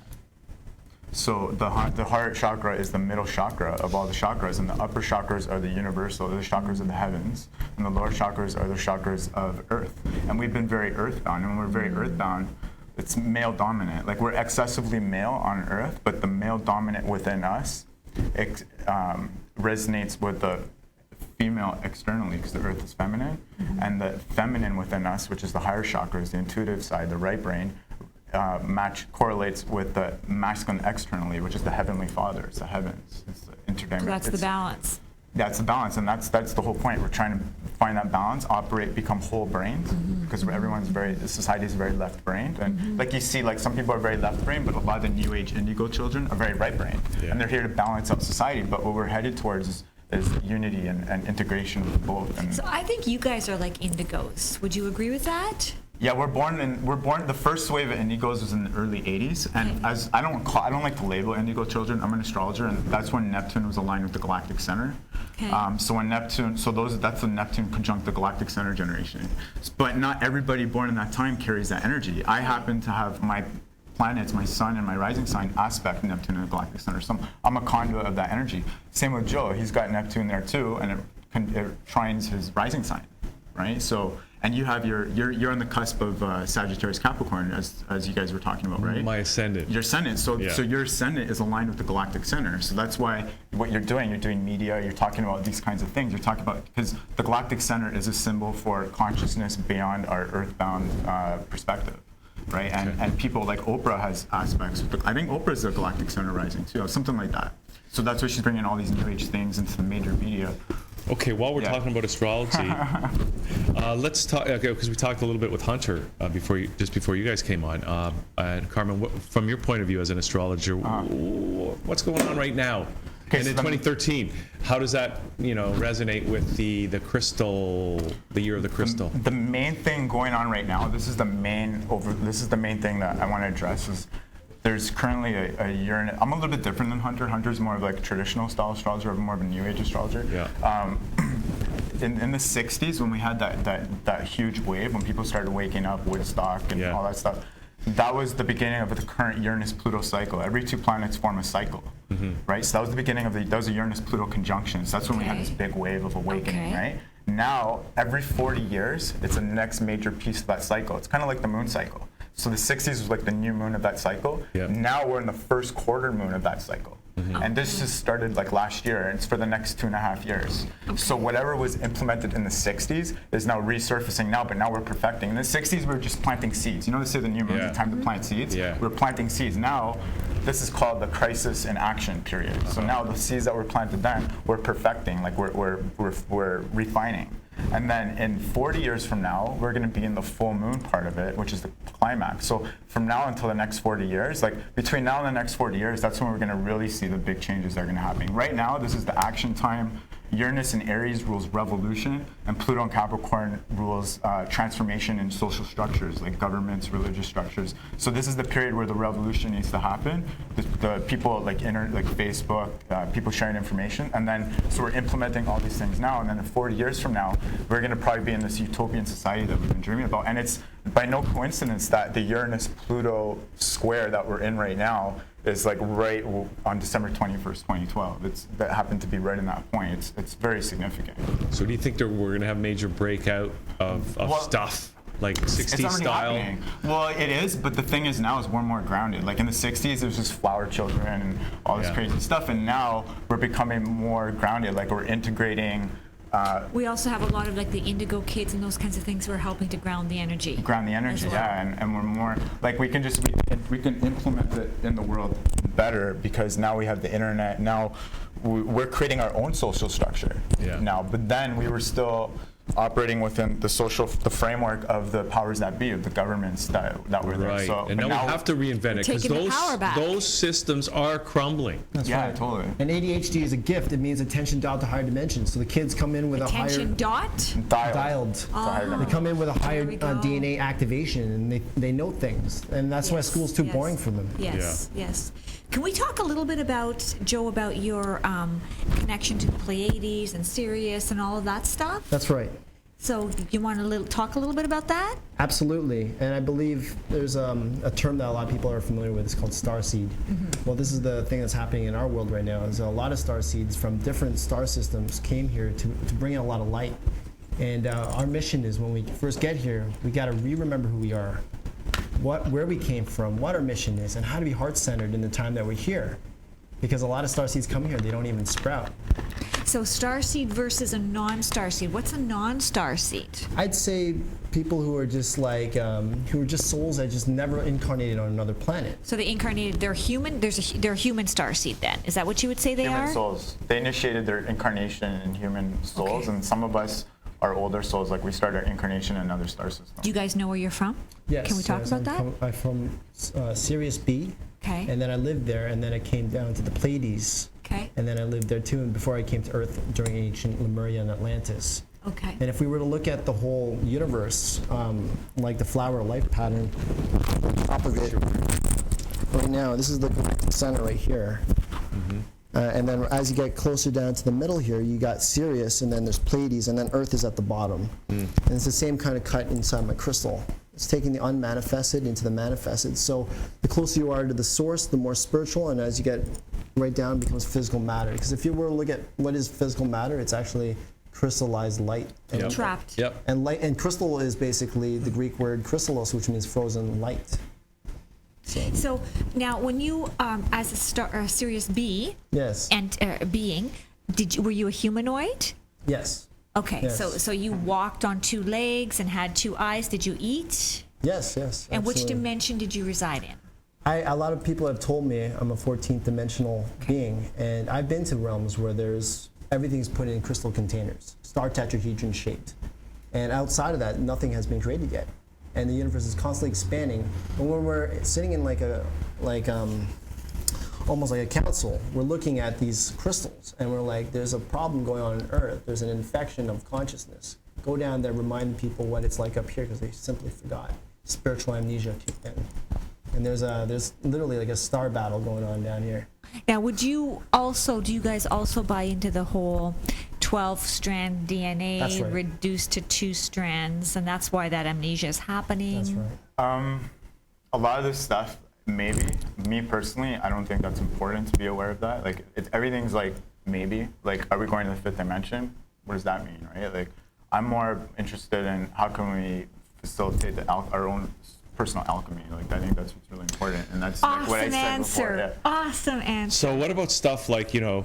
And you know what? Maybe when we do embody more of our soul, maybe that is what the 12-strand DNA is. Yeah. But that's not like it's just, relevant. Yeah, and Yeah. it's kind of scientific. In a Okay, way. but what about stuff like fluoride in the water and chemtrails? And, Well, there's an attack on our consciousness because the powers that be know that we're becoming more evolved, consciously evolved. So they're stepping up their attack. They're upping their ammunition against us, right? So when in the 50s, 60s, it was pesticides. Now it's GMOs. Now it's chemtrails. Now it's fluoride. Now it's they're just attacking us like crazy because they're in fear that, and this is probably that alien race that I told you about. They're in fear of the world going through the alchemical process. So they're doing what they can to limit our potential. well, And I just want to add, yeah. sorry. Okay, Go ahead. No, you go. I just want to say something about Joe. Like he was saying about he's a 14th dimensional entity. Now, I don't know, I can't say if I totally subscribe to that, but I'm his friend. I hang around him a lot. And he if you watch his video on The Matrix for Real, if you see his flips that he does, a lot of people can do flips. Lots of people can do flips. When he flips, it's like he's levitating. Wait, let's see if we can pull that up. We'll show it at the end. The Matrix Okay. for Real. It's like he's levitating, and his energy healing, he's definitely a superhuman. I can't say if he's from the 14th dimension because I don't know.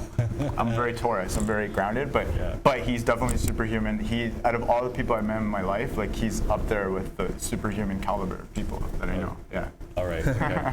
Okay. So these bad aliens or whatever, they're like trying to dumb us down they're attacking us with all these strategies like chemtrails and fluoride. What do we do about it? Like, are we able to overcome that or Yes, what, guys? absolutely. What's happening in our world is spectacular right now. A lot of these extraterrestrials observing us are like, wow, this is an experiment that's actually going beyond the expectations of the creator. Like it's going well. Yeah, it's the going experiment. well. What's happening? It's And going so well. because we're starting to wake up and become our true selves again, and we're starting to get our power back.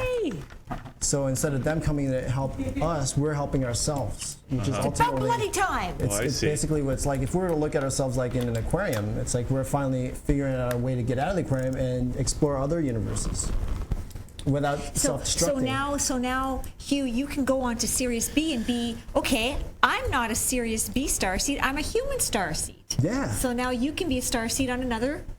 That's right. You go to Galaxy far planet. edges of the universe to explore life that hasn't been as Exactly. evolved and help them out. Because the glue of the universe is love. Unconditional love. Everything in the universe moves in a spiral. Golden mean Fibonacci sequence. Anything that's out of that sequence of numbers or that vibration, it dematerializes or it just gets sick. So when we look at like how everything's moving in that pattern and the sacred geometry of love, we start to realize that it's not just a feeling, it's a frequency, but it's also a complex spiritual science.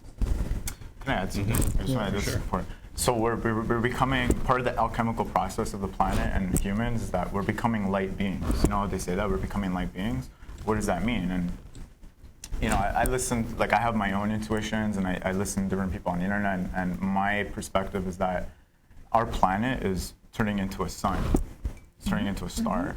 And we're turning into a star with it. And we're gonna be like these, we're gonna actually transcend, I think, our human bodies and we're gonna become these beings of light. But we have to transmute that lead, which is the earthbound frequencies. And the earthbound frequencies are traumas that we hold on to that cause illnesses. Fear, not being in love, having like all these Not chemicals. being in love with ourselves, you mean, or not right? operating from the heart. Yeah.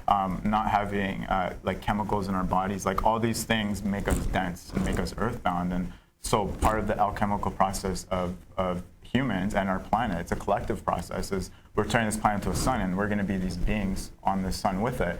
And right now, it's such a powerful time right now that I believe that people who aren't going or not flowing with the shift, they're the ones are going to get sick faster. I think a lot of people, if they don't comply with the new world energies, like I'm seeing it right now, people who aren't compliant, they're getting sick. They're going to die because they're not ready. They're not flowing. So where do with they it. go? Do they reincarnate? They might go. Some people say they might reincarnate on another planet. Some people say that makes sense. I don't know. Every planet's a school. Yeah. This is the highest spiritual evolution school in the whole universe. Earth. Yeah, they say only the bravest people come here. Yeah. Joe said a really most good quote. insane. Joe's a stuntman in movies. They used to do that, and people always ask him about stunts. And he's like, the biggest stunt anyone can do is to be born in this world. Oh, that's a It's a really good one, yeah. wow. So we're all stunt people. We're all stunt people. Absolutely. We're To be stunt part of souls, the experiment. stunt beings. Yes. Yeah. To find our way back to the source. Yes. That's what it's all done. Yeah. Well, let's talk. water Yes, thing. let's do that. Let's yeah, we have an gotta do the experiment water we're gonna thing. do. We're gonna do a So water Joe, we've thing. been watching you with the crystal the That's whole right. show. I mean, Tell us a that's little like, bit about you're not that letting crystal. go of that. That's like, I've been having dreams about waters and crystals last year, where I'd go under the water, get these giant crystals. Like it was like going into Atlantis, getting these super crystals, and then I was guided through a sequence of events, which I don't believe are accidents, to learn about crystal healing, because I got into an accident last year where I lost all the skin on my face here. I fell off an electric bike. was this a stunt accident thing or something? Most people will see it as just falling off a bike, but I've actually pushed off a bike by an evil entity. So after that happened, I talked to the shaman. I said, listen, this is a situation. I need some energy protection here, because there's these invisible forces that are trying to get after me, because I'm trying to awaken a lot of people. What do you got? He brings out these crystal ones, and I started working with them. As soon as I held them in my hand, I could feel like electricity going into my wounds, repairing me. And then I went on the internet. I was like, what's more powerful than that? And I found about Vogel crystals. Vogel crystals. Vogel crystal. Okay. What is a Vogel as opposed to Vogel- anything else crystal? When you cut a crystal with sacred geometry, it becomes a supercomputer. Like, I mean, and there's like this, a conductor. there's a scientist, Marcel Vogel, that worked for IBM, and he found a way to store information into quartz crystals. He made silicon chips, magnetic disk drive, and then he made LCD screens. Okay. So here, Dr. Emoto also learned from Dr. Marcel Okay. Vogel how to structure water with thought and intent, because our bodies are mostly water. So what I'm going to do right now is use this Vogel crystal. Okay, wait, yeah. Wait, By did the way, you we do- had Dr. Emoto here in the studio. Okay, so let's get this camera going on Right by here. that Let's not show the And you camera guys should being- try it. You guys should like just You should taste try it before and after. The water? Yeah. Yes. Okay, so Okay, we're so you both take going to have one. one of these glasses. Okay, I'm going to taste it before. Okay. I'll charge one of them first, and then I'll do the other. Okay. So the same water. So you're going to charge one of them? Yes. Okay, well, wait a second then. Okay. Okay. You know what? Then I'm going to taste that one. What? You can taste that one. I bet it tastes the same, Sandra. Toronto tap water. Okay. Nothing better. Okay. If we Okay. can get a nice close up on that, I'm just going to aim this crystal, and I'm going to put my intent into it. Here goes. Ready?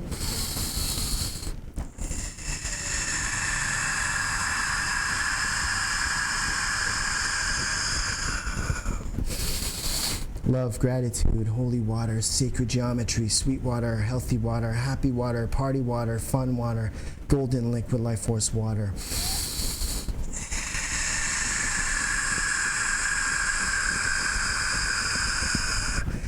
Love, gratitude, unconditional love, spring water, sweet water, sweet water, sweet water.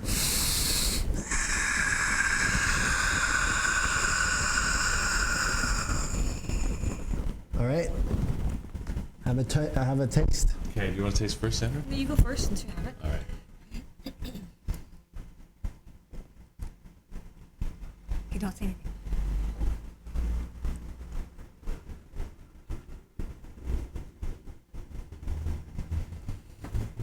Do you want to comment first? No, you comment first. Okay. I actually think it tastes sweeter. Yes. I Like, actually I do. agree. I actually do. Now, what happens if we drink it? Will we get... You'll structure all the water in your body. And this Yeah. is the thing that most people will realize, is that water is a crystal. Liquid, it takes on 4 stages, but it structures at the temperature of 98.6 degrees in your body. And you have, your third eye has this liquid crystal around it. So whatever thoughts that you're projecting with the feelings structures the water crystal in your body. So water takes on 7 major crystallographic structures. If you put the right water in your body, you're gonna hold more light. I just want to add to that. It's actually lighter now. It's kind of like, you guys ever have fresh spring water? Yeah. It's like that now. It's lighter. It has a higher absorption rate. Like, it's wetter. It's wetter water. That's heavy water. It's dense water. It's been through pipes, got chemicals. Okay. He just transmuted it. He performed alchemy on that water. Okay. And now it has a higher absorption rate. And it has a higher amount of interdimensional properties, which access 0-point energy, which is light, basically. So if we share this water, will we both benefit? Absolutely. Yeah. Now, Let's can share it. anybody do this with any crystal, Joe? Or He's trained, and he's got the crystal. I mean, if anyone has a crystal, it'll help because the energy goes through his palm. That's the female side. and then it vortexes through and it lasers out through the male side. And plus, he's trained in different modalities in energy healing. Okay. So that helps, and Okay. he's a superhuman. But I mean, anybody can do it if they work towards it, if they train to do it, right? Because it's the intention. We know the intention. That's right. Right? Dr. Emoto proves That's it. right. Yeah, This totally. crystal is designed for planetary healing. It's 144-sided Vogel, so it connects to the Elohim level, Okay, so for the planetary humans, so does it affect star seeds too? big time. Okay. It helps with the DNA activation, and Anybody who's in a human body, how about animals? big time. Okay. I How zap about tumors plants? out big time with plants. Helps plants grow faster. Okay, you zap tumors out of animals? Is Well, that what? people who had tumors, this is the thing. I was working on people, just aiming it at them, and the tumors just dematerialized. And this not only happened on one condition, this happened on many other ones too. And there's Like you're talking cancerous tumors, like a Yeah. breast cancer or whatever? What if you zap a person with that? Well, like I do it all the time. I do a lot of Zap us healing. right now. Yeah, but you can't do. What do we do? What do we do, Joe? just you can feel a vibration. It's moving better through though if you're relaxed. It works better because right now you're working. But Oh, he's not relaxed.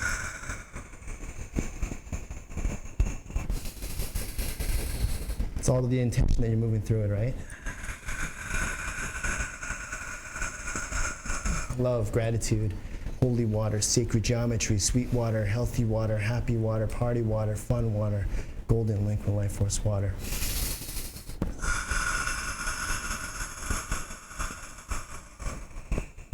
Ready? Look at that. Yeah. That's great. Thank you, Joe. Yeah. It's technology from the Pleiadians and Arcturians. Arcturians, that's my home That's planet. that's your homeboys. Yeah. Yeah. I mean, if we were looking at Star Trek, they use crystals to power up the whole starship. That's right. The And dilithium crystals. That's right. We can, and Tesla used a lot of that too. Even Einstein was worth. Well, think about radio. Depends on Radio- quartz crystal. That's Do you guys right. think free energy is coming this year? It's already It's here. No, That but do you is think we're free going to be energy. start using it, like Yeah, this year it's for happening. our for the I'm like building as one. on a We're- massive level? I think between, like I said, that cycle that we're in right now. Yeah. Right now, the information. Right now, Let's we're wait 40 pushing years, for though. it. You're saying 40 years. Well, we're pushing for it, but from now until the next 40 years, we're that cycle. Uranus is in a waxing phase to Pluto, so we're going to implement it. Right. But right now, we're pushing for it. People are doing it, but it's not hasn't been implemented into our infrastructure yet. But it's out of the But bag. it's coming. Yeah, it's out of the bag. It's absolutely. coming. It's Just a coming matter of this time, year. you politicians. Okay. Can we look at, you brought the alien spaceship metal. That's Can right. we talk about that a little bit? Absolutely. Can we look at it too? We'll, but just talk about it as we get the camera ready to show Okay, it. we're really putting Lamar to work here. Thank From you, an alien Lamar. spaceship. That's you know? right. That's right. I am in contact with them, and I can summon them on very here so easily. you can see it. So what happens is I do a lot of shamanic healing, and I went back to the Bluffs with some friends, and on full moon in Pisces in 2011, I said, tonight we're going to make the intention. We're going to connect with extraterrestrials. Cool. Can we zoom in more even, or is that max? Max. So that's it. That's the alien metal right there. That's right. So we put this intention out, and one of my friends goes for a walk, and he comes back, and he looks like he's going to pass out. I'm like, are you all right? And he's like, there's these beings of light down the beach, and there's so much energy down there, I almost threw up. So I said, let's go down there. But they're Let's- good beings. Yes. Okay. Okay. Let's go down there. Let's explore this. As I'm walking down the beach, I told them, hold on, I can feel an energy here. We need to start digging. Mm-hmm. So we start digging, and we found this, in this one site, we found this tree stump that was laser cut. And we dig this thing up, and we're like, there's something inside this, because there's so much energy coming out of it. How were we guided, So we bring this back to my house, we chop it up, right in the middle was this. It was implanted right in the dead center. And I have a lot of photos of starships and videos, but Wow. the moment I held this in my hand, Can we look at it? Or there it is. Thank it starts you, Lamar. vibrating in my hand, Wow. and I started seeing these beings of light. And then when I opened my eyes and I looked in the sky, there was all these grid lines, and all these orbs were floating towards me, saying, "This will help assist you on your sacred mission." And so that was part of. It was implanted. It was buried in the earth, and I don't know. It seems to me, my theory is that there's a bunch of these all over the place to affect energy on the planet. Should I tell this story? Can I hold it? Yeah, absolutely. Yeah. There's one time we were hanging out, we were at a party, and a friend of ours, her parents are high-level Freemasons, and I think like they're so high level that like Are I think her mom and dad are related. Like Are because- Freemasons good?